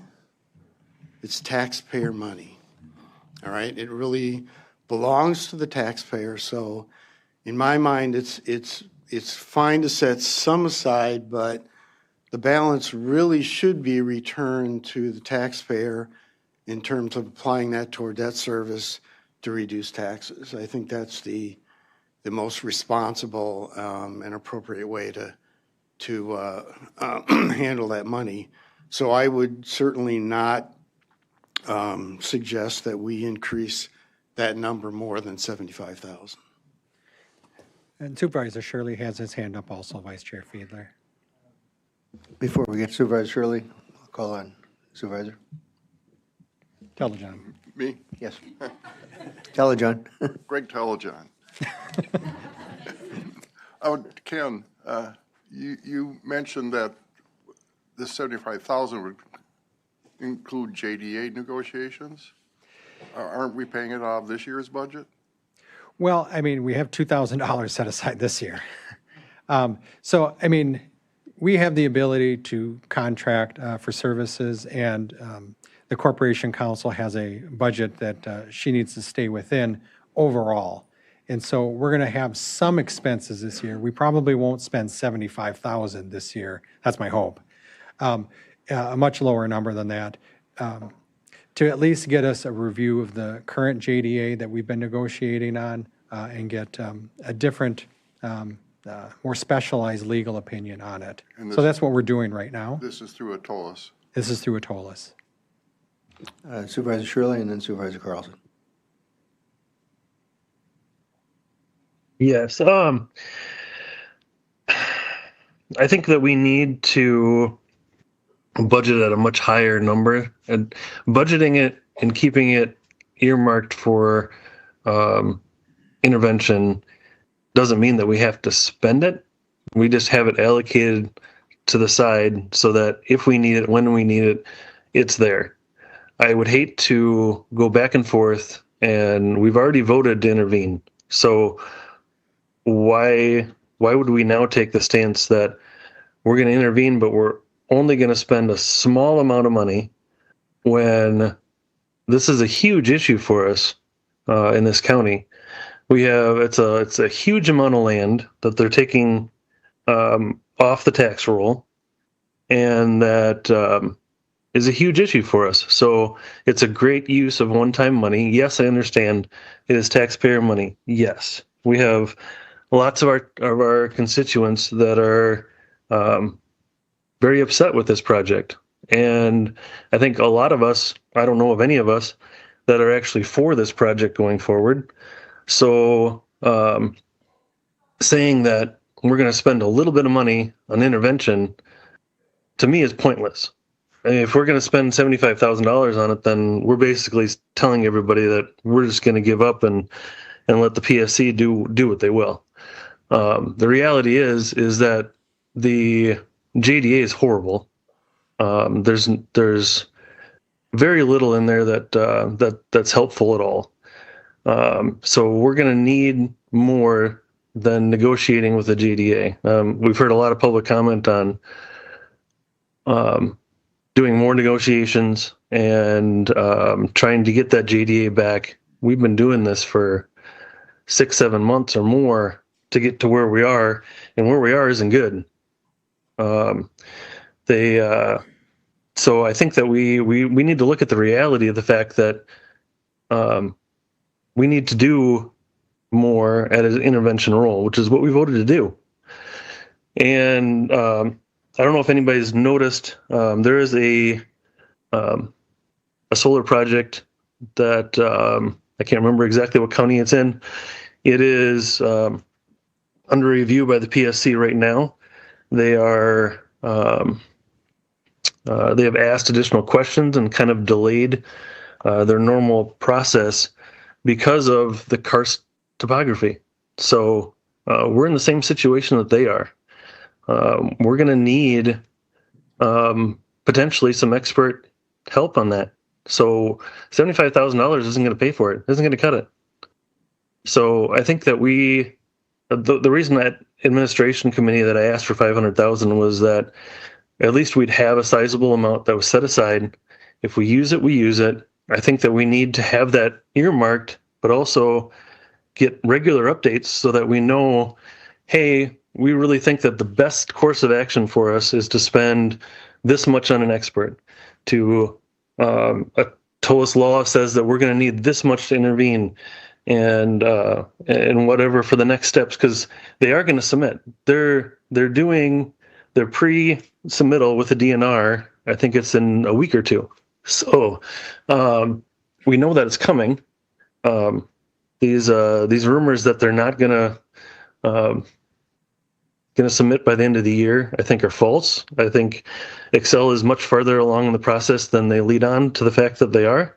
So we need to get ready for that. So I think that we really need this money set aside. Just by way of interjection, clarification, when we call on Supervisor Shirley, there's a little delay because he's coming in virtually, so there's a 2 or 3 second delay, so we have to just keep that in mind. Ryan isn't just looking at us wondering what's happening. The process is moving right along. Secondly, I think the way we'll proceed is we'll have open discussion like we've got. We'll call in Supervisor Carlson in just a second, and we'll do that for until everybody's had a reasonable time to speak. But then we probably need to entertain a motion of some kind from somebody who has a position on it and then discuss that and then have a vote on that to give the administrator guidance. Supervisor Carlson. Thank you.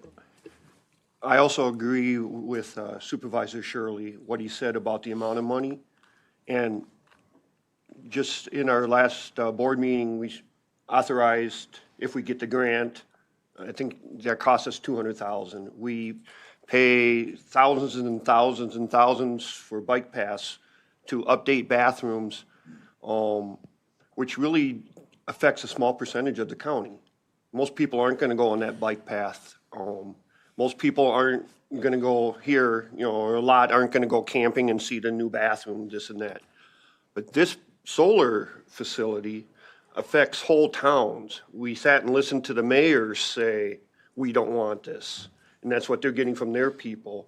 It affects Aaron Prairie, a huge, so yes, I want to be wise with the taxpayers' money, but I think this is a good use of money against a very damaging to our community project. So I would also like to increase it.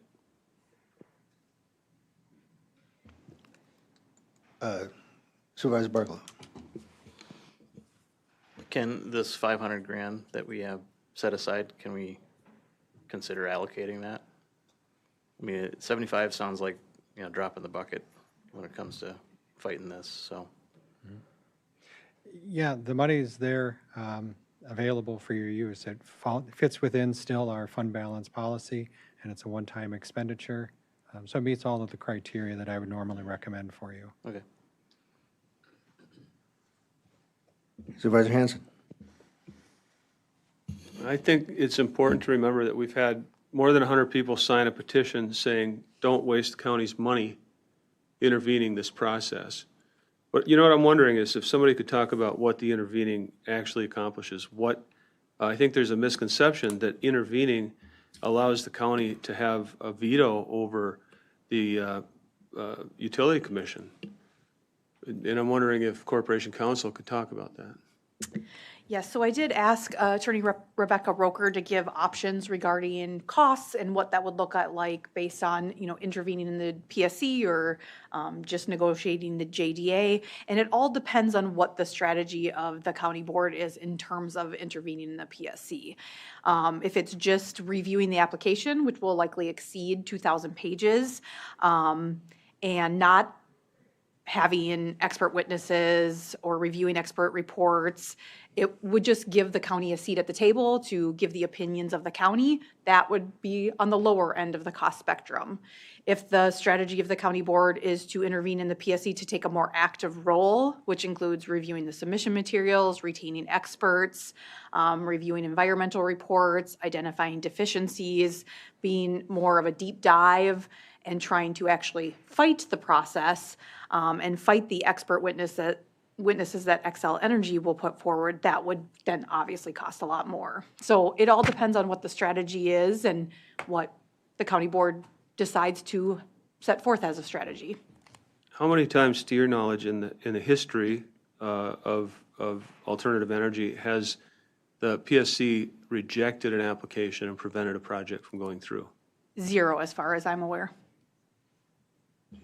So if I may continue, Mr. Chair, the notion that we're going to spend $500,000 of taxpayer money or even $75,000 objecting or trying to obfuscate this process is not reasonable use of taxpayer money, because the outcome in the history of the commission, which had its roots in the Railroad Commission, so that'll tell you a little bit about their charter. They are there to provide for the greater public good, and they have had the decks cleared for them to do that so that people who don't want this in their backyard can't just stamp their foot and slow down or stop a process. We saw that with the rail yard in New Richmond. We, the county, the city of New Richmond, township spent a lot of money on legal fees trying to stop that from happening, but the railroad said, thanks for your input, and they built it anyway. And that's what we're looking at here. It will be an utter waste of money to spend time intervening, hiring the witnesses that you need to hire. What we need to do right now is to work on a superior joint use development agreement and get that in place so that we can maximize the potential for good partnership with the utility, with Xcel Energy. Thank you for your time. If I were to try to read what has been discussed so far, I think we're in a situation where now the county administrator has proposed a $75,000 increase in the corporate council's budget to cover potential legal fees relative to the intervention. We've heard discussion about increasing that perhaps to $500,000. We've heard perhaps discussion about eliminating the $75,000. So at this point, we probably need a motion, if there is one to be made, by somebody to do one of the above, but I'll call on Supervisor Rice. Yeah, I'd like to add to some of the comments here. I'm hearing, and for the first time, I'm getting phone calls from constituents in my district saying, please don't spend money on this. So even $75,000 they would probably object to. They are concerned about the cost. I'd like to make a couple points. We hear a lot of conversation about karst being part of our geology. I mean, it raises the larger question about land use for any of this land. Karst is not ideal for some of the industrial farming that is being currently used because everything that's on the top is filtering below.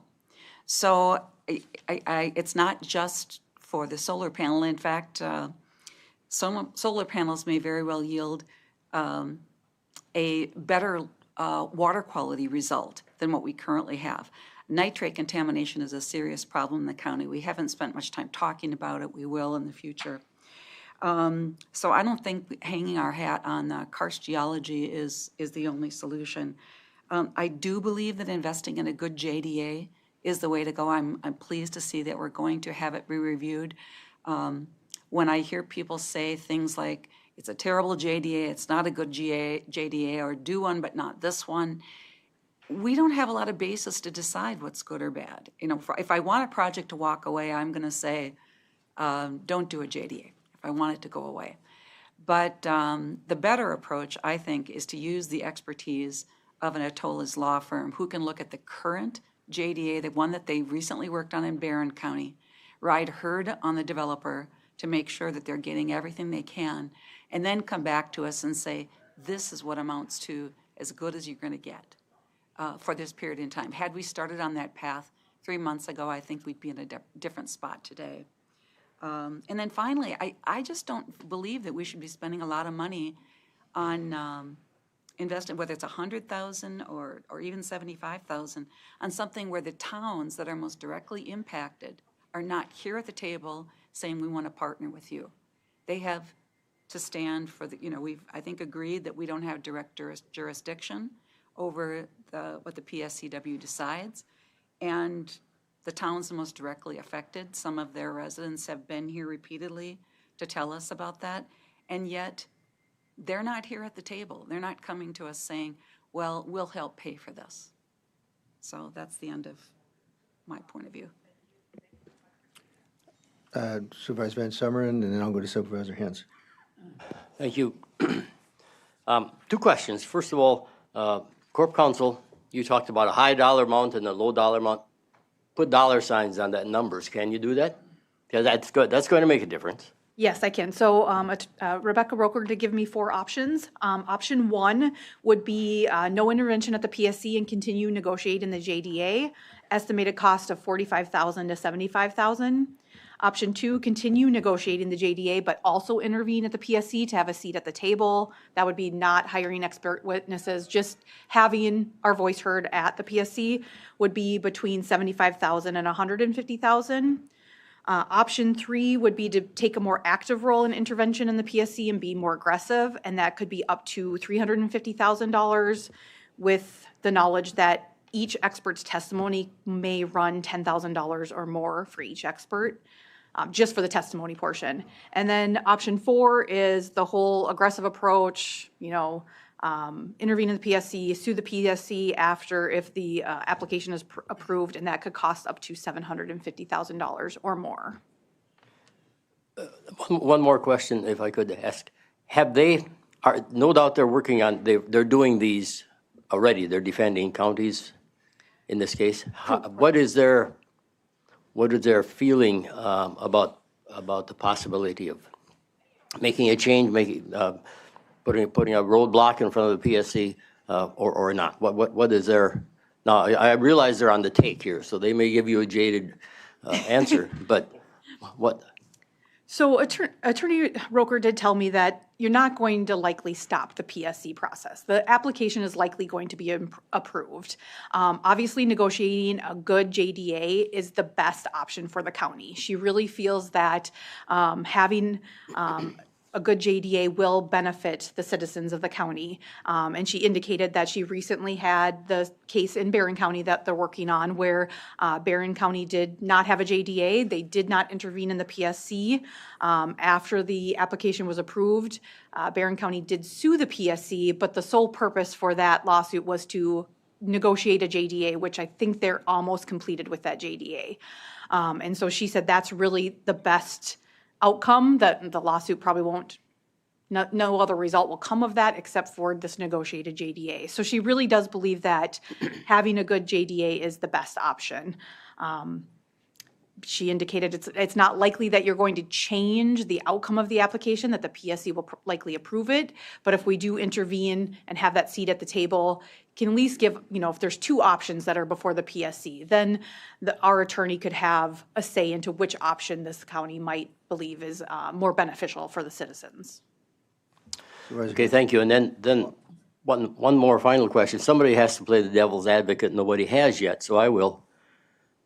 So what happens when the town of Baldwin has a solar array going in? Are we going to defend them also, or the town of Springfield, or the town of Pleasant Valley?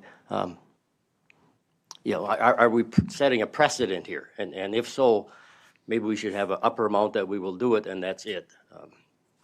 Just something to think about as we're thinking about doing this. Thank you. Supervisor Hanson, and then Supervisor Shirley. Okay, I'd like to make a motion. Let me, just before you do that, if you don't mind, Supervisor Shirley, were you going to just have discussion, or were you going to make a motion also? A little more discussion. Would you mind if he spoke, Dan, then we'll go to Supervisor Hanson after Supervisor Shirley if everybody else has had a chance to speak. Oh, I'm sorry. Let's go to, we'll go to Supervisor Shirley and then Ramberg, and then we'll go to a potential motion. Supervisor Shirley. Thank you. The comment earlier that comments and intervention at the PSC has not been successful. Yes, the PSC has voted to move forward on projects, but also yes, the PSC's requirements have prevented projects from actually happening. So yes, the PSC has moved forward with them, but if they're not economically viable, then they don't move forward. So I think that the karst issue is an issue. I mean, if they're having problems with it with another one, we have the same problem. I think there's some other legal problems that Corp Counsel and I have talked about that have not been used on any other PSC application or intervention fight. So I think that we actually do have a chance of changing or whatnot this project, and I think it's worth fighting for. You know, usually this early on, I don't like to lay my cards on the table, but I will say if we don't have enough money in the budget for intervention, I will not vote for this budget.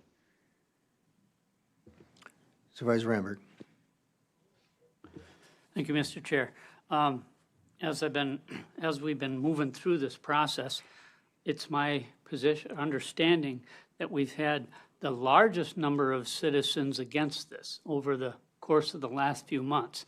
And now it's, then it's becoming mixed as to JDA versus the opposing, I forget the term. And then now we have some that want to do a JDA only. But our motion, to respect our motion, is to move forward with the intervening. So and then along those lines, I see the environment's been changing. The Rob Krebeck, our 28th Assembly, sent that information to us that the USDA has a position of not having their farmland with solar panels, and I think the environment is changing along that line. And again, I go back to when we were talked to in February, if it adversely affects the citizenry, and that's where we're moving. We want to know how adverse it is, and to show to the Public Service Commission it is adverse or it isn't. So to show that it's adverse, we got the karst issues and all these other things we want to empty out, and I feel it's our due diligence to do two things. One, what the citizenry wants, and to define what the karst issues are. And I've looked at some of the emails we've gotten from some of the citizens, and it does show on there St. Croix County is in that problem area, and that concerns me. When I'm looking at leaning towards this $350,000 number you put in there, it's right in the middle of what we're talking about. And we are taking more of an active role, but like it's been spoken to earlier, we don't have to spend it all. We don't, we just reallocate it. Like we said, it's right in the middle. It isn't 500, it isn't 75, but it gives us the tools to move forward to what we've been motioned to do. And the other point that I haven't heard lately is mutually exclusive, that they're both mutually exclusive, the JDA and the, forget the term again, intervention. And it is the Public Service Commission's professional responsibility to keep them mutually exclusive, I felt, and to speculate that they're going to use the JDA to make their decision, I think is all, that's all it is speculative. So being mutually exclusive, it's like the programmers, John Allegro uses in programming, if-then statements. If this happens, then this. And this sets us up to do that. If this happens, now we're in a position to move forward with then. If it moves forward, then we have the JDA. If then, and I like that. It's to me, it's more of a due diligence type thing. Thank you. Yeah, Supervisor Long, of course, Chairman Long. Yeah, and I just want to add a couple things with my discussion with Rebecca at the WCA conference. She did really emphasize the importance of us being an intervener. And that was basically from her experience from Barron County. So she said it is really critical that we have a seat at the table and we make sure that the PSC is checking all the boxes that they're supposed to check, because apparently they haven't been doing that. And so she did also emphasize that they've been green lighting these projects left and right. So we also have to look at this from a practical standpoint that yes, we need to be an intervener, but also the likelihood of this project being approved is almost certain. And so we have to face the fact that do we really want to throw a lot of taxpayer money at something that we're pretty sure we're going to lose and we're going to just waste it away? So you just keep that in mind. I'm going to call on Supervisor Hanson in just a moment, but I'm going to just try to summarize, hopefully clearly. We seemingly will probably have an amendment to eliminate this money. We might have an amendment to increase it to $350,000. We might have an amendment to increase it to $500,000. But trying to eliminate just a zillion amendments for intervening dollar amounts, I don't know if Supervisor Shirley and Supervisor Ramberg would kind of nod at each other and say they agreed on one number, if we want to go through that, if in fact we make formal motions in that regard or not. But we can get to that when we do. But the hope would be we have good, clear, transparent votes on these issues, but not have just endless numbers of votes on different options. So I think we've presented the options very thoughtfully and clearly. So I'll call on Supervisor Hanson at this point. Thank you. I'd make a motion to reduce budget line item 52117 from $77,000 to $2,000.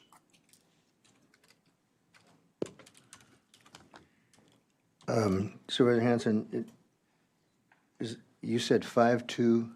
75 to 2. But which budget item? It's line item 52117. Okay, from 75 to 2. That's correct.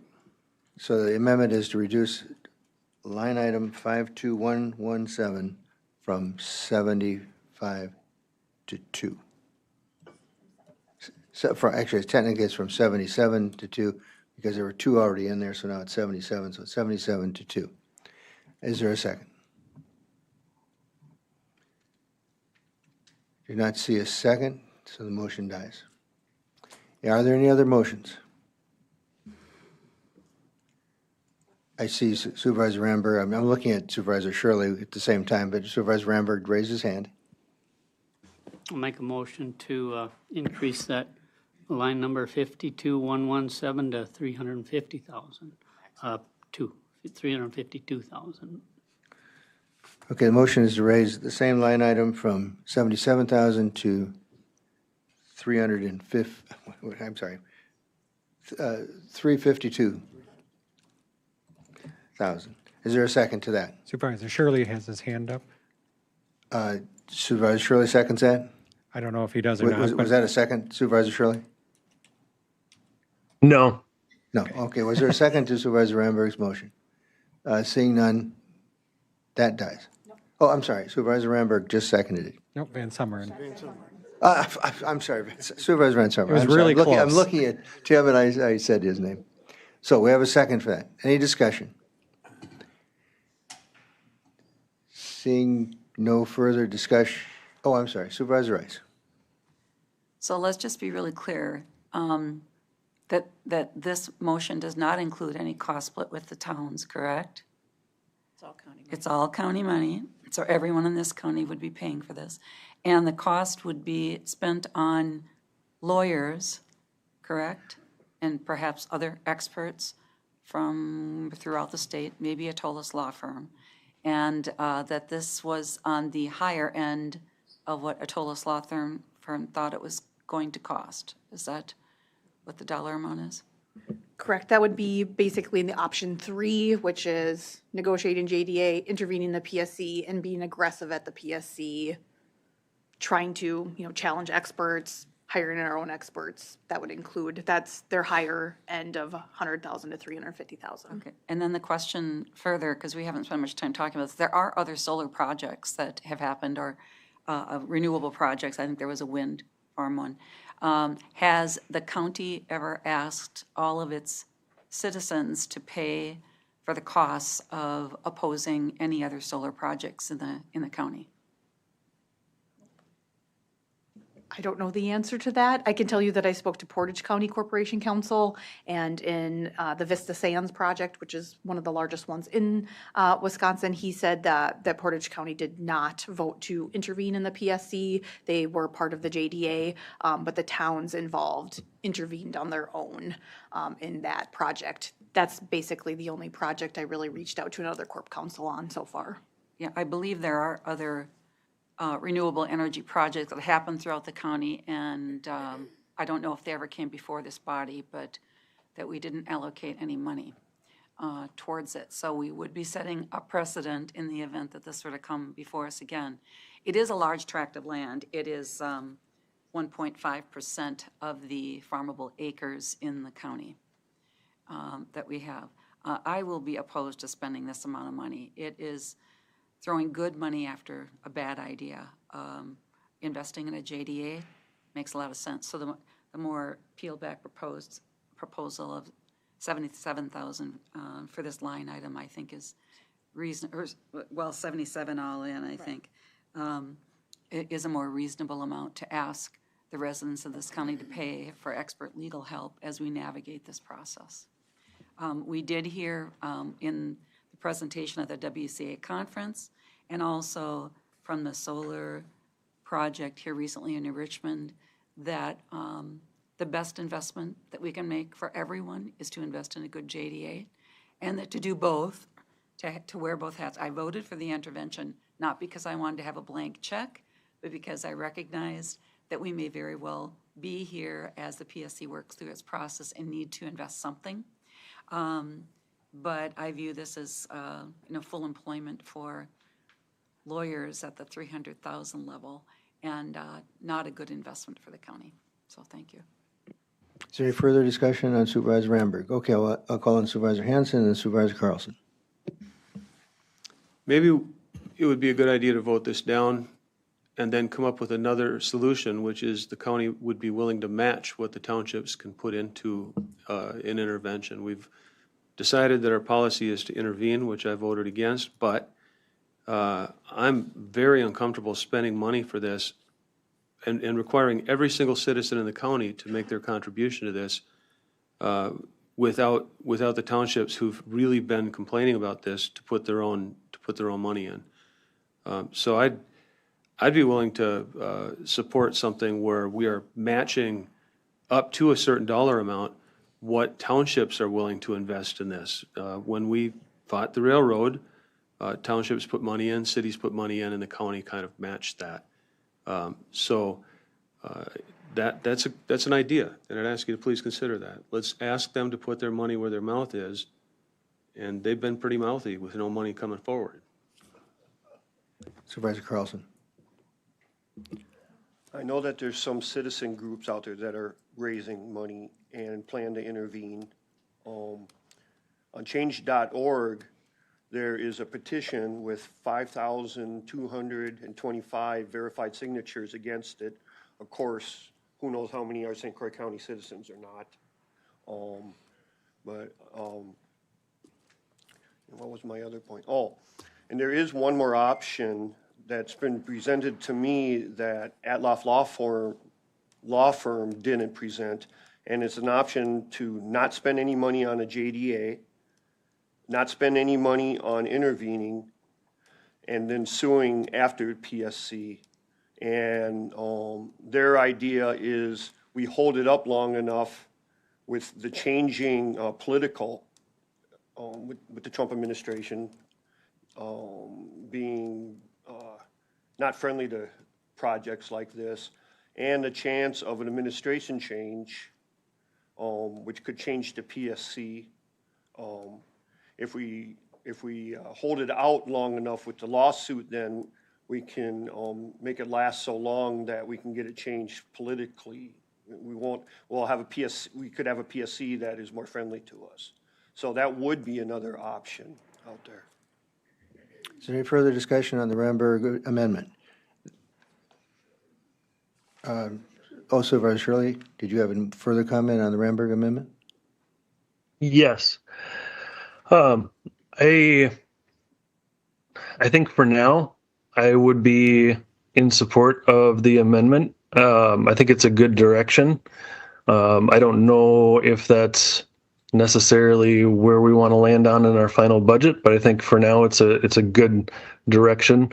I think in our November meeting, when we're actually finalizing the budget, we'll have a lot better idea of where this is, because the reality is Excel submits this at the end of the year, 60 days prior, so the end of this month, beginning of next, we're going to have the initial paperwork, the initial filing from, or the preview from Excel that they're required to do. So we'll know what the time frame is. We'll know a little more from Attorney Roker on the JDA. I think, at community development this next month, we're going to talk about JDA again, I'm assuming, and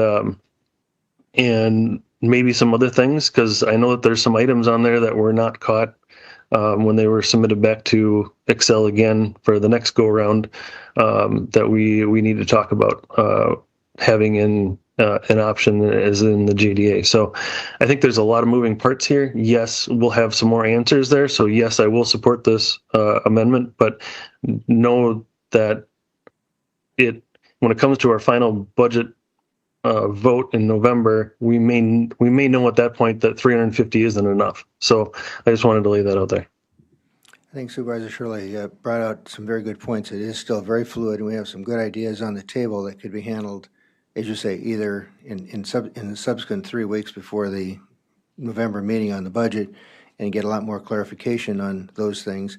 But right now, we have pending in front of us the Ramberg amendment to move budget item, or line item 52117 from 77,000 to 352,000. Is there any further discussion? Okay, well, let me go over to this. I'm sorry, Supervisor. Are we still waiting for a second? We have a second, okay. I would like to point out that if some company made some type of ecological disaster and it spread over multiple municipalities in this county, that this county would step up to sue that company for damages. And I think that's what we are trying to prevent here by preventing this project from going forward, because a lot of us do see this as a future ecological disaster waiting to happen. And I think we have the support in the electorate in this county. So I think we should move forward with at least 350. I'd like to go more, but if the consensus is 350 is enough for the moment until we find out more, I'm okay with that. Supervisor Rice. Sorry about that. Yes, just as a point of order, do we have an amendment in front of us, or is it an original motion? It's a motion. It's a motion. And is there an opportunity to amend that motion? If it's a motion, the answer is yes. Okay. I'd like to offer an amendment that any amount we settle on is conditioned upon a revenue-based sharing with the towns in question. I believe that the revenue is like a 2/3, 1/3 split, 2/3 to the county, 1/3 to the towns. Some of them stand to have significant revenue from something that we've talked about, and that is that the PSC is going to probably approve this project, and that they should be willing to pony up the money to share in this expense.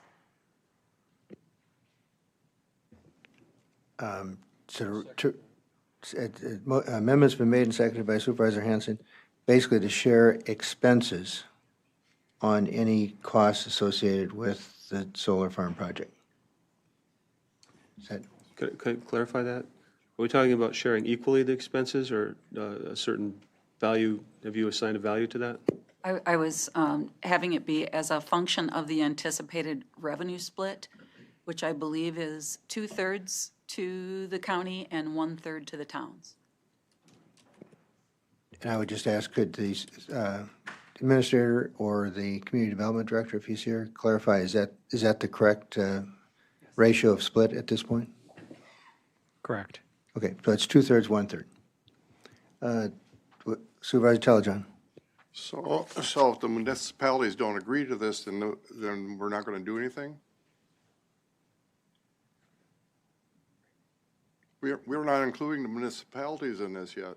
We haven't talked to them. And I'm very curious where we are in the JDA. We haven't, as a whole, we haven't seen anything on the JDA. Only certain few people are privy to this information. I feel very offended by that. And they're talking as if we all know this. I'm not for allocating this much money. I'd vote for the 75,000 and get a strong JDA, but I'm not in agreement with this. And I'm very curious, if municipalities don't want to come forward, then what happens? And I will just note that Attorney Roker made it very clear that the engagement letter that I signed for her to review the JDA, she represents the county. She does not represent the towns. And so she will take her direction from the county board and what policy you provide. Obviously, that might not be the same policy guidance of the towns. So it does make it a little bit difficult. I just want to point that out, that she will represent the county and the county board's policy and directives on how she should move forward. She won't take her direction from the towns.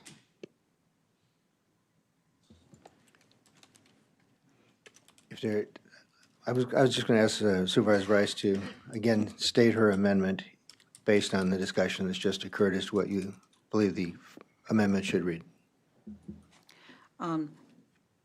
That any amount allocated to line 52117 with the intention of acting as an intervener be conditioned upon a pro rata split with the towns in question, that they bear the expense. We're talking about millions of dollars for the town of Aaron Prairie. They will have the money to do it. All right, I think we're prepared to vote on that. We'll have to have the ayes and nays since we don't have the electronic voting, so I'll ask the clerk to call the ayes and nays. Chair, can I make a comment quick? I'm sorry? Oh, I'm sorry. Of course. Yeah, I think it's, I don't want to say foolish, but I don't know what else to say about that the township should have to cost share this with us.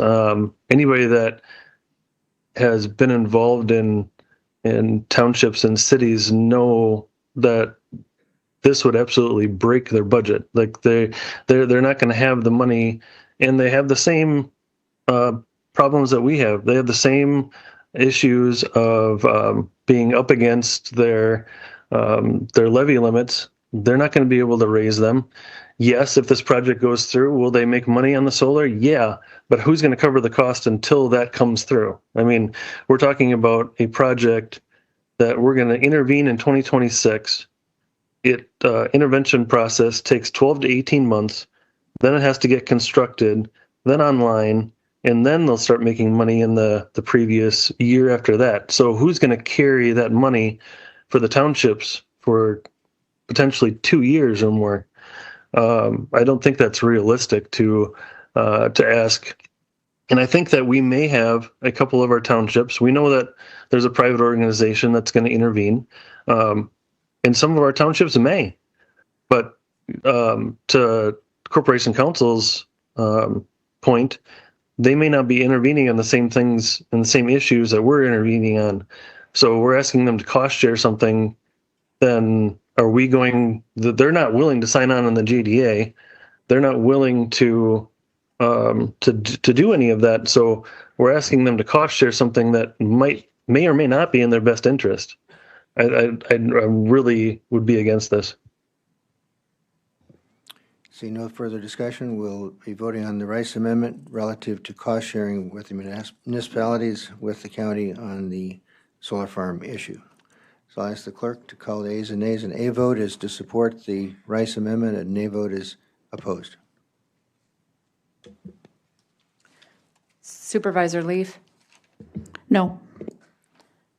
Chair Long, No. Supervisor Lind, No. Supervisor Adams, No. Supervisor Rice, Yes. Supervisor Hanson, Yes. Supervisor or Vice Chair Fiedler, No. Supervisor Shirley,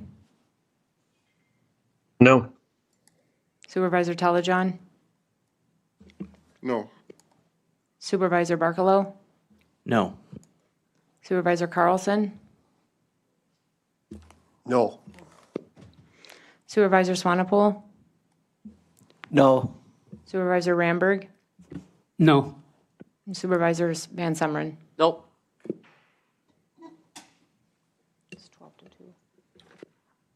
Final vote on that amendment was 12 nays, 2 yeas. The amendment fails. We're back to the main motion. If there's any further discussion, we'll entertain it now. Otherwise, we'll go to the Matt Ramberg motion, which is to modify line item 52117 from $77,000 to $352,000. I'll ask the clerk to call the ayes and nays. Can I just verify, Supervisor Ramberg, who was the second on his original motion? Van Sumeren. Okay, thank you. Supervisor Lind, Yes. Supervisor Leaf, No. Chair Long, No. Supervisor Rice, No. Supervisor Fiedler, No. Vice Chair Fiedler, sorry. Supervisor Adams, Yes. Supervisor Hanson, No. Supervisor Telejohn, No. Supervisor Shirley, Yes. Supervisor Barkalow, Yes. Supervisor Carlson, Yes. Supervisor Van Sumeren, Yes. and Supervisor Ramberg, Yes. Supervisor Swanepoel. No.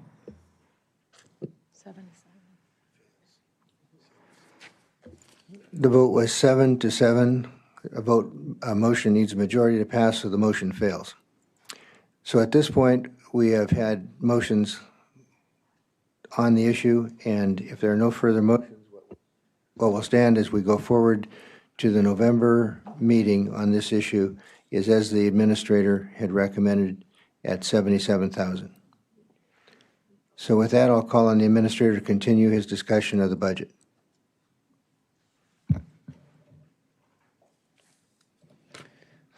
All right. Thank you for clarifying that one line item for me in the budget. Now we'll move on to the next line item. And I'm going to turn it over to Dustin.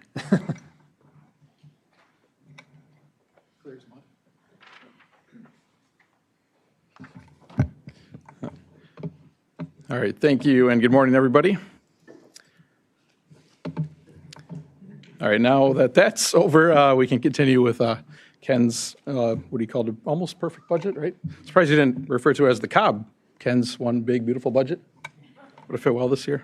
But anyways, moving on to administration. Mr. Vice Chair, can I ask for a point of clarification? Supervisor. Can we review the prior vote? Because when I was counting as we were going through, it was 8 for the yeses. So can we go through the names and just verify that? I have them written down if you want me to go over them. I'll call on the corporate counsel to review it, and if the clerk could confirm that when we're done. Yes, so the yes votes were Supervisor Lind, Adams, Shirley, Barkalow, Carlson, Van Sumeren, Ramberg. The noes were Supervisor Leaf, Long, Rice, Fiedler, Hanson, Telejohn, Swanepoel. The clerk confirmed what the corporate counsel just read. 7-7. Thank you. I'll call on the finance manager to continue the discussion on the budget. Thank you. So as we look at the administration department, our general property taxes, again, so we are focused on the 2025 adopted budget and then the 2026 recommended. So we have a slight increase to the property taxes, and that's, again, just kind of driven by the total fringe, the net fringe and wages. We went from 435 to 455, an increase of about 20,000. Our operating expenses had a small decrease of 3,000, so no really impact there. Our self-insurance department, Ken touched on this at the beginning of the presentation.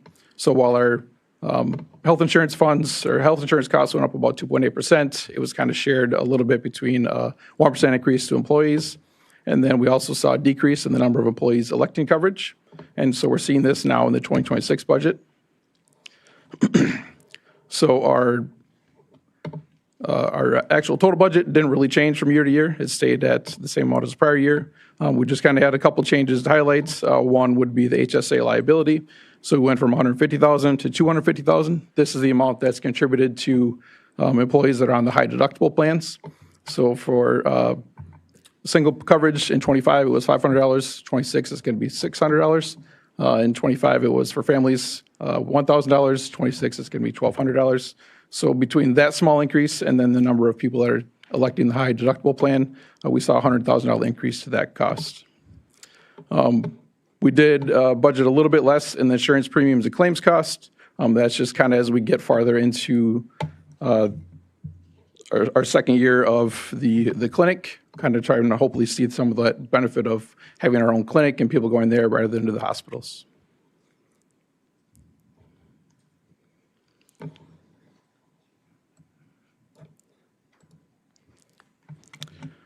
The retirement health savings account, this was a change we made last year. So again, you don't see any property taxes allocated to this department. We're trying to use up the fund balance as people retire. Currently it's about $2 million, so we have a while to use that up. We expect to be able to use this for a number of years before we run out of balance and have to start levying the property tax again. You can see in 23 it was 186, 24 was only 32,000, and so far this year it's about 130,000. So that 150,000 seems like kind of a safe number to use. Risk and property management, liability insurance department. So this is our coverage for our property. No real changes here. We had a small increase to the amount of coverage. We went from $1 million to $1.06 million, so a $65,000 increase. That's just kind of driven by our insurance premiums and claims costs just rising year over year.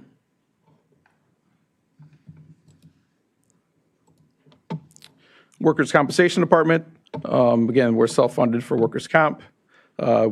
No changes to this. The only really change is a shuffle between the expense accounts. For insurance premium and claims costs, we rose about $30,000. Just our other contractual services, we decreased about $30,000, trying to do a little more of that training in-house rather than hiring a third party. The county clerk department. So first thing we start with is the county board department. You'll notice the property taxes went up from $155 to $192, a little over $30,000, and that's kind of driven by something that was recently passed, is the increase in per diems. So starting next April, you'll notice the net wage and fringe went from $92,000 to $125,000, and that's all driven by that change in the per diem amounts paid. The operating cost had a small increase of $4,000. So again, it was all driven by the increase in per diems.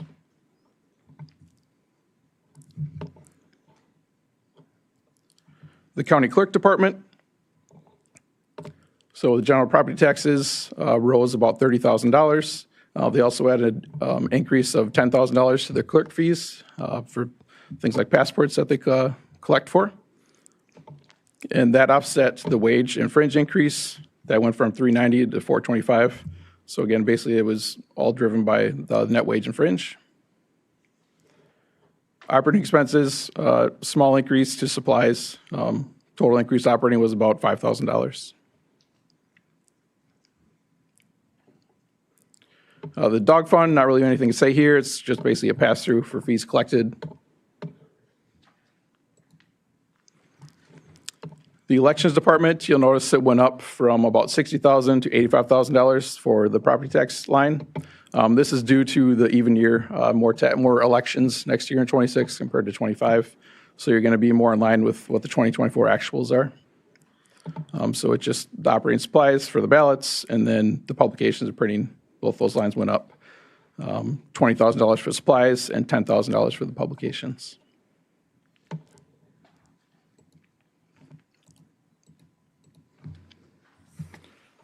The Human Resources Department, general property taxes went from $620 to $580, an increase of $37,000. So if we look down to the net wage and fringe, it went from $540 to $680, which is $28,000 of that. And then we dropped down to our, our operating expenses. We went from $80,000 to $90,000, so an increase of $10,000. When we drill into that, it's basically the software that she's going to start using for our, sorry, one second. Yeah, the new compensation analysis software, thank you. So that increased from $12,000 to $39,000, so a $27,000 increase. That was offset by some of the other services. So our other professional service went from 25 to 13. So the net amount was about $10,000 increase there.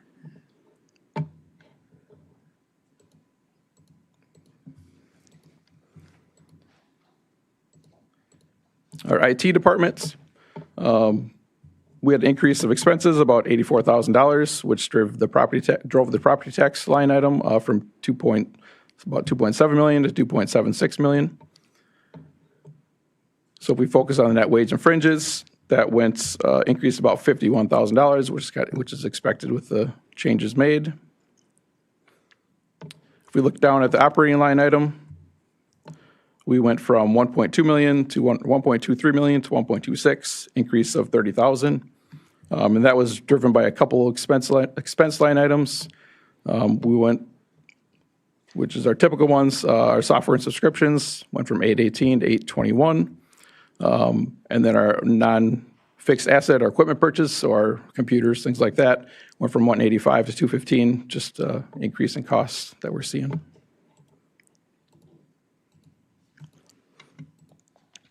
Our finance department, our property tax line item went from $659 to $708, so we increased about $50,000. If we focus on the net wage and fringe, that was $33,000 of it. We went from $583 to $616. If we look at our operating items, we went from 91 to 109, and that increase is basically all due to the accounting services. We've been seeing higher audit costs for the last 3 years now. We're just kind of getting in line with that. So we were at $90,000 2 years ago, $90,000 last year, and we're trending towards $90,000 this year as well. So just budgeting for what it's going to be in the future. Dustin, can I ask a quick question before you move on? Yep. If we go back to IT department, under salaries, we have a significant increase in salaries, but I know we don't have any new positions there. Can you explain that? Yeah, so, do you want to touch on that, or isn't it that one we had to go from hourly to salaried for, did we have to convert employee last year? Or was that not it? But they might have went from hourly to salary? Yeah.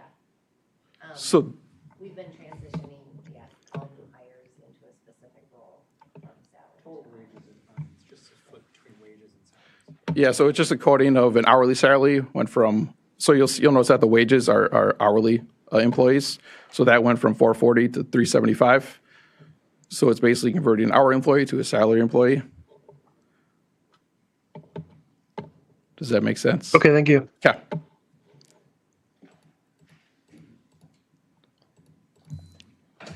Our default department, this is where all of our shared revenues are allocated at.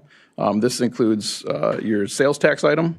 So you'll notice the sales tax, as Ken mentioned before, it went from 12.5 to 13.7, an increase of 1.2 million. And again, we're budgeting at that 100% level of what the forecasted amount is that we received from the state.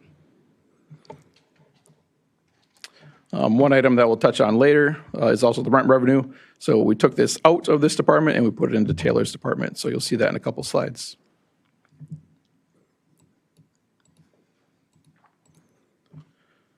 The county treasurer department, no really big changes here. You'll notice that, again, it's a negative amount for property taxes. This means they bring in more in fees and interest penalties than they collect more than they, so it basically gets allocated out back to other departments for the property taxes.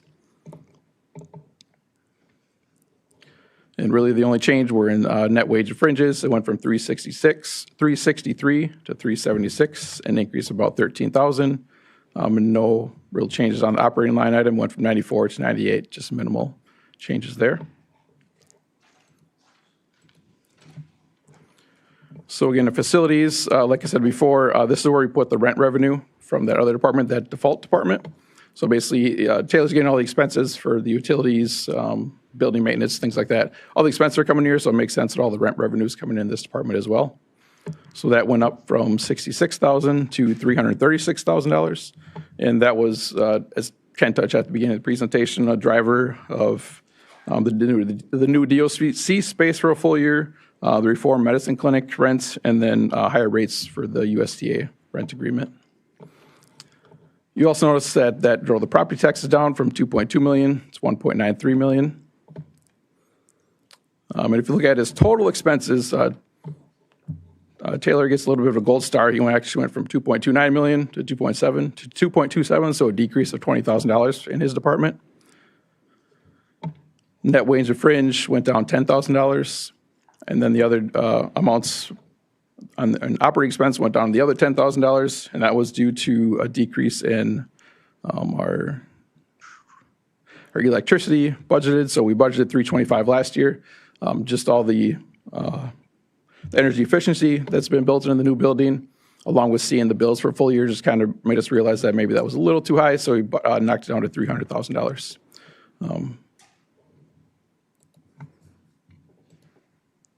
And the last department is the fleet vehicles. This is just a pass-through. All the gas and repairs and maintenance get allocated to the departments that are using them. I'll now pass it back to Ken.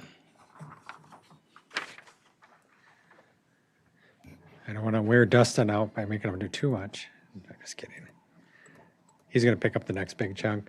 So highway department, that's what I'm going to present to you right now. If you look at the general property tax levy, it's up by just under $100,000. If you look at their net wages and fringes, it's up by more than that. Basically, we cost share on the increase of the net wages and fringes, taking account for the amount that they charge back to the state or to the local jurisdictions, and we pick up the county portion of that then.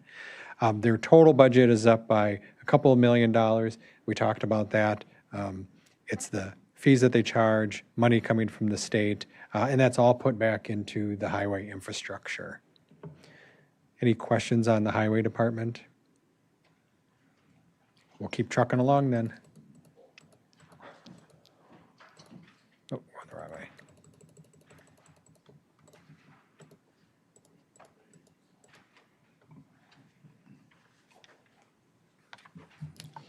All right, Health and Human Services, we'll look at it as a grand total of all the departments. If there's any departments you want to look specifically at, let me know and we can dive into those. So HHS has made up a lot of different revenue funds, grants, charges for services, property taxes as well. Our property tax line item went from 9.8 million to 10.6 million, so an increase of about $800,000. So if we look down and drive into what caused those changes, first we start with net wage and fringe. So again, we did have some new positions added in this department, but we also had some changes and reductions, positions not filled, grants that we didn't receive anymore that we eliminated the positions for. So it really was a net zero effect, but the dollar amount for net wages and fringes still went up again due to the cost of living increase and the step increase. So we went from 19.3 million to 19.78 million.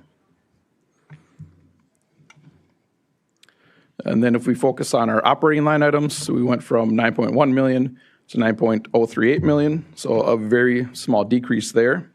And some of the big touch points you've heard a lot of over the past year is the purchase services line. So if we look at that line item as a whole for HHS, it actually decreased. So while some departments like CCS decreased, we also had increases in like children's services for those purchase services, for those placements that we have to do. But as a whole, we went from 6.9 million about to 6.6 million. So again, we saw a decrease in purchase services overall at HHS. If we go down the list a little more to some of the other items that increased. Dustin, could I just ask you, or if Mr. Witt could just comment on that big health item we sometimes have had in the last few years for children that have suffering from a particularly difficult issues? Yeah, the out-of-home placement costs, is that what Yes. you're referring to? Yeah. So out-of-home placement costs are within the Children's Services Division. It's when children, by court order, are placed in a facility because of the special needs that they may have. And those costs can be huge. Dustin pulled it up here for me. The purchase service, if you look at 23 and 24 actuals, we're over $4 million. Our budget for 2025 was at 2.9 million. I got us to 3.2 million. I talked about the extra monies that we put into this line item in particular. And 3.2 million, we think is going to be a more realistic number moving forward, mainly because we have one case in particular where the person ages out. So the counties are responsible for child placements up until the age of 18. Once they become 18, miraculously, then the state pays for it if they need any services after that. So it's a really weird system set by the state. So that explains it, I think. But so that's why we are increasing, and I was so happy that with this increase and with the knowledge of that change in that one particular case, which is $500,000 per year, we think that this will be a good spot for us budgetarily.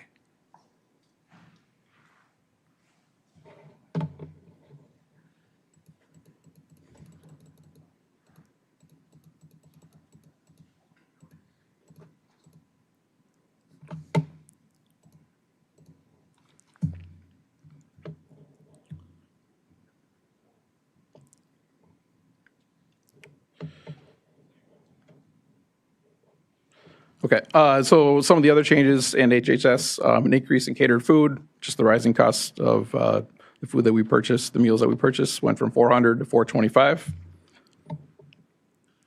And then in other professional services, you see an increase of about $50,000 there as well. That's due to a nurse practitioner. And then other professional services, oh, sorry, not that one.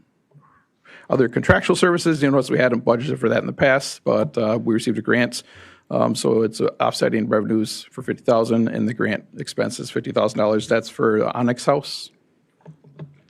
And then the other change was just a increase to medical expenses. If I can find that line item, medical supplies went from 27,000 to 53. As you can see, we've been running much higher than we've been budgeting for the last few years. So just trying to get that more in line. Any questions around HHS or any specific HHS departments?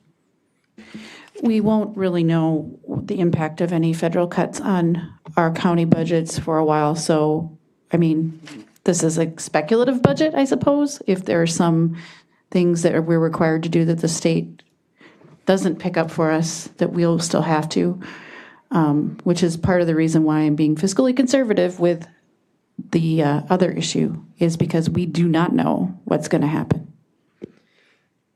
Yeah, this budget is based upon everything is going to be just fine. As Aaron Rodgers said, RELAX.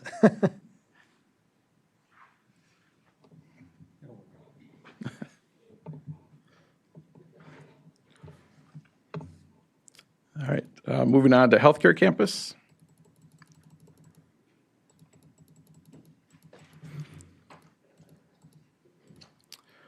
So some of the highlights of the healthcare campus, so obviously see no general property tax assigned to it. They're an enterprise fund, so they support themselves. You'll notice the fund balance, you notice an increase to institutional care, went from 12.4 million to 13.1 million. Just a difference between the Medicaid rates that we're receiving and then also having the Kitty Roads open and hopefully full for a full year. Net wage and fringes, again, we did add a couple of positions in this department. So you'll notice net wage and fringe went from 7.5 million to 8.065, an increase of about $500,000. And if we scroll down and look at our operating expenses, you'll notice they went from 3.6 million to 4.8 million, so an increase of 1.2 million about. That's due to a couple things. One is this is the first time we've actually started budgeting for depreciation for all the equipment and assets that are out at the nursing home. You'll see that they do get assigned depreciation every year as part of the accounting for the department. We've never historically budgeted for it. Now that they're making enough money to cover that cost, we're budgeting for it as well. That makes up about, I think it was about $600,000 worth of that increase that you saw. Some of the other increases are to the food service, which is under purchase services.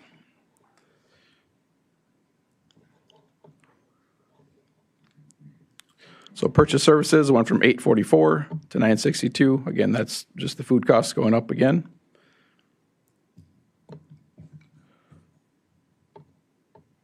And then the other line item that really drove that increase is the debt service that we talked about before.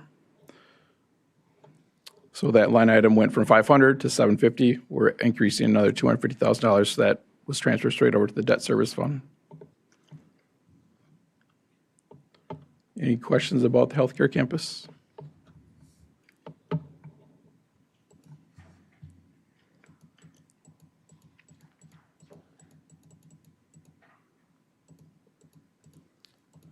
So move on to veteran services. Phil's department is a small staff. His general property taxes went from 330 to 344, an increase of 14,000, and that's all driven by the net wage and fringe. Went from 316 to 330.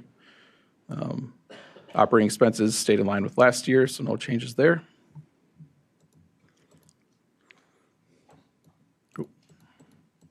Register of Deeds Department. Again, this is another department that is funded through the fees they charge and collect. So the property taxes shown as a negative amount, and they're allocated back to other departments. The budget did increase for our departments. Net wage and fringe went from 486 to 508, increase of about $20,000. The operating expense item increased the minimal amount to about $5,000.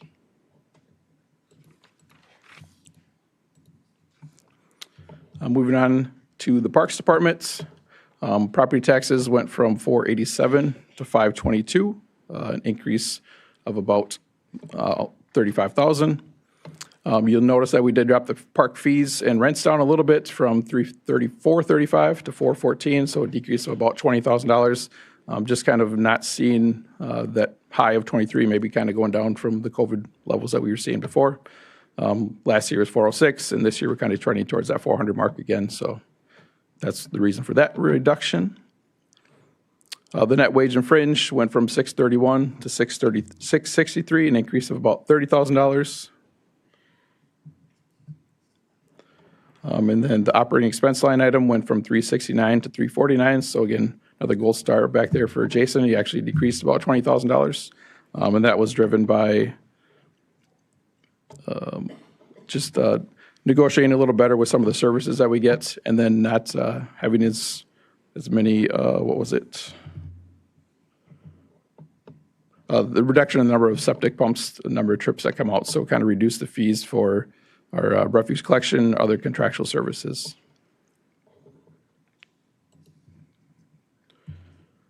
So the Resource, Land, and Water Conservation Department, this is where we found that weather error that Ken mentioned earlier. So, and it's just a wash. So the The revenue shows as 160, and we also show the expense under other supplies expense of 156.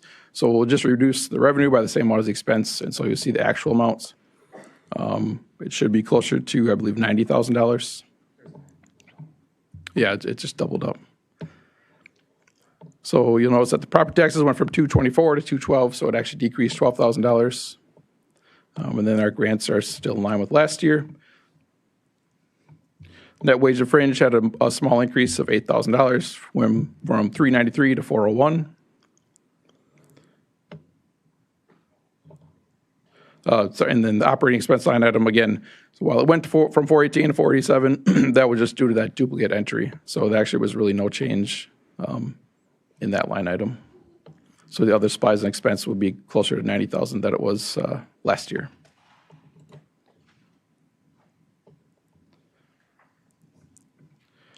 Planning and Land Records Department. So again, no property taxes in this. They're grant funded and by the fees they collect. The net wage and fringe went from 68,000 to 70,000, so a very small change there. And then the operating expenses went from 136 to 64, and that's due to a decrease in the number of licenses that are required for the department. So the software inscriptions went from 70,000 down to 53. And then we also finished up, I think it was a 3-year mapping service plan. So that was $55,000 last year. There's no budget line item this year since it's complete.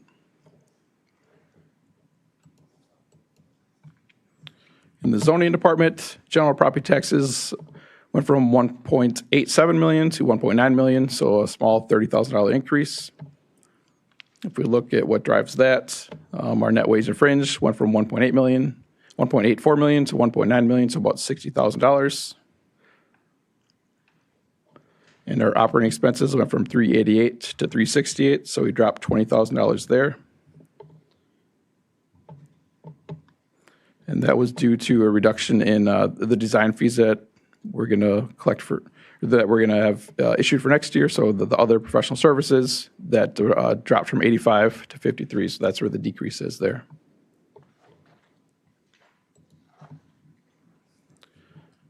The recycling department, it's all grant funded. There's no property taxes assigned to this department, and we really had no changes to it. A small increase in net wage and fringe, and a small decrease actually to operating expenses.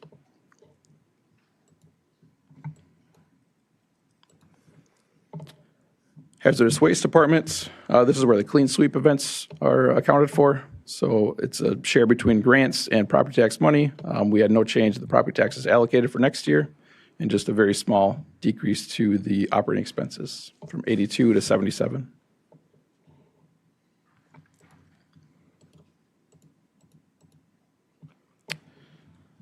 The library, so this is a mandated amount based on a formula for the cost per circulation times the number of circulations that each library has. And then we calculate that number for every library that submits the reports, and we come up with this number. You can see it increased from 1 point, yep. If we could go back to community development, it may be a question more for staff. If we were to increase the number of nitrate screening clinics significantly, I know Patty was at an event I was at last weekend.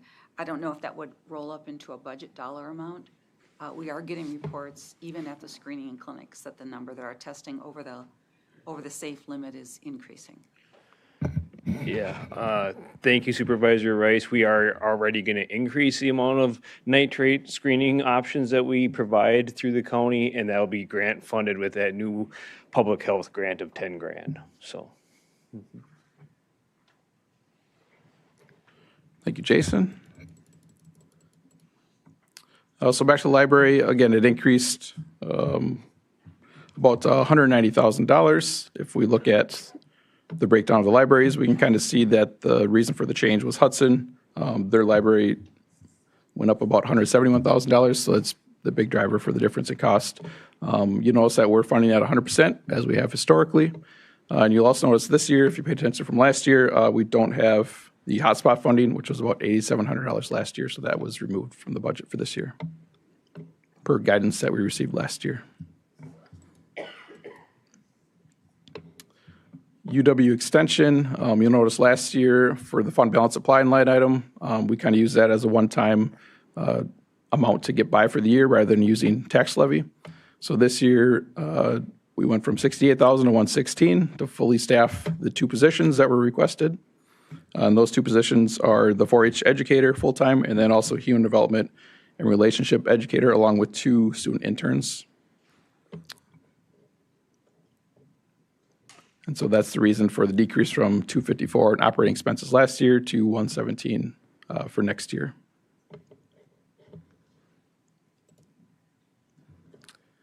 The fairgrounds recommending at $80,000 as historical. That's to support the fair and their projects.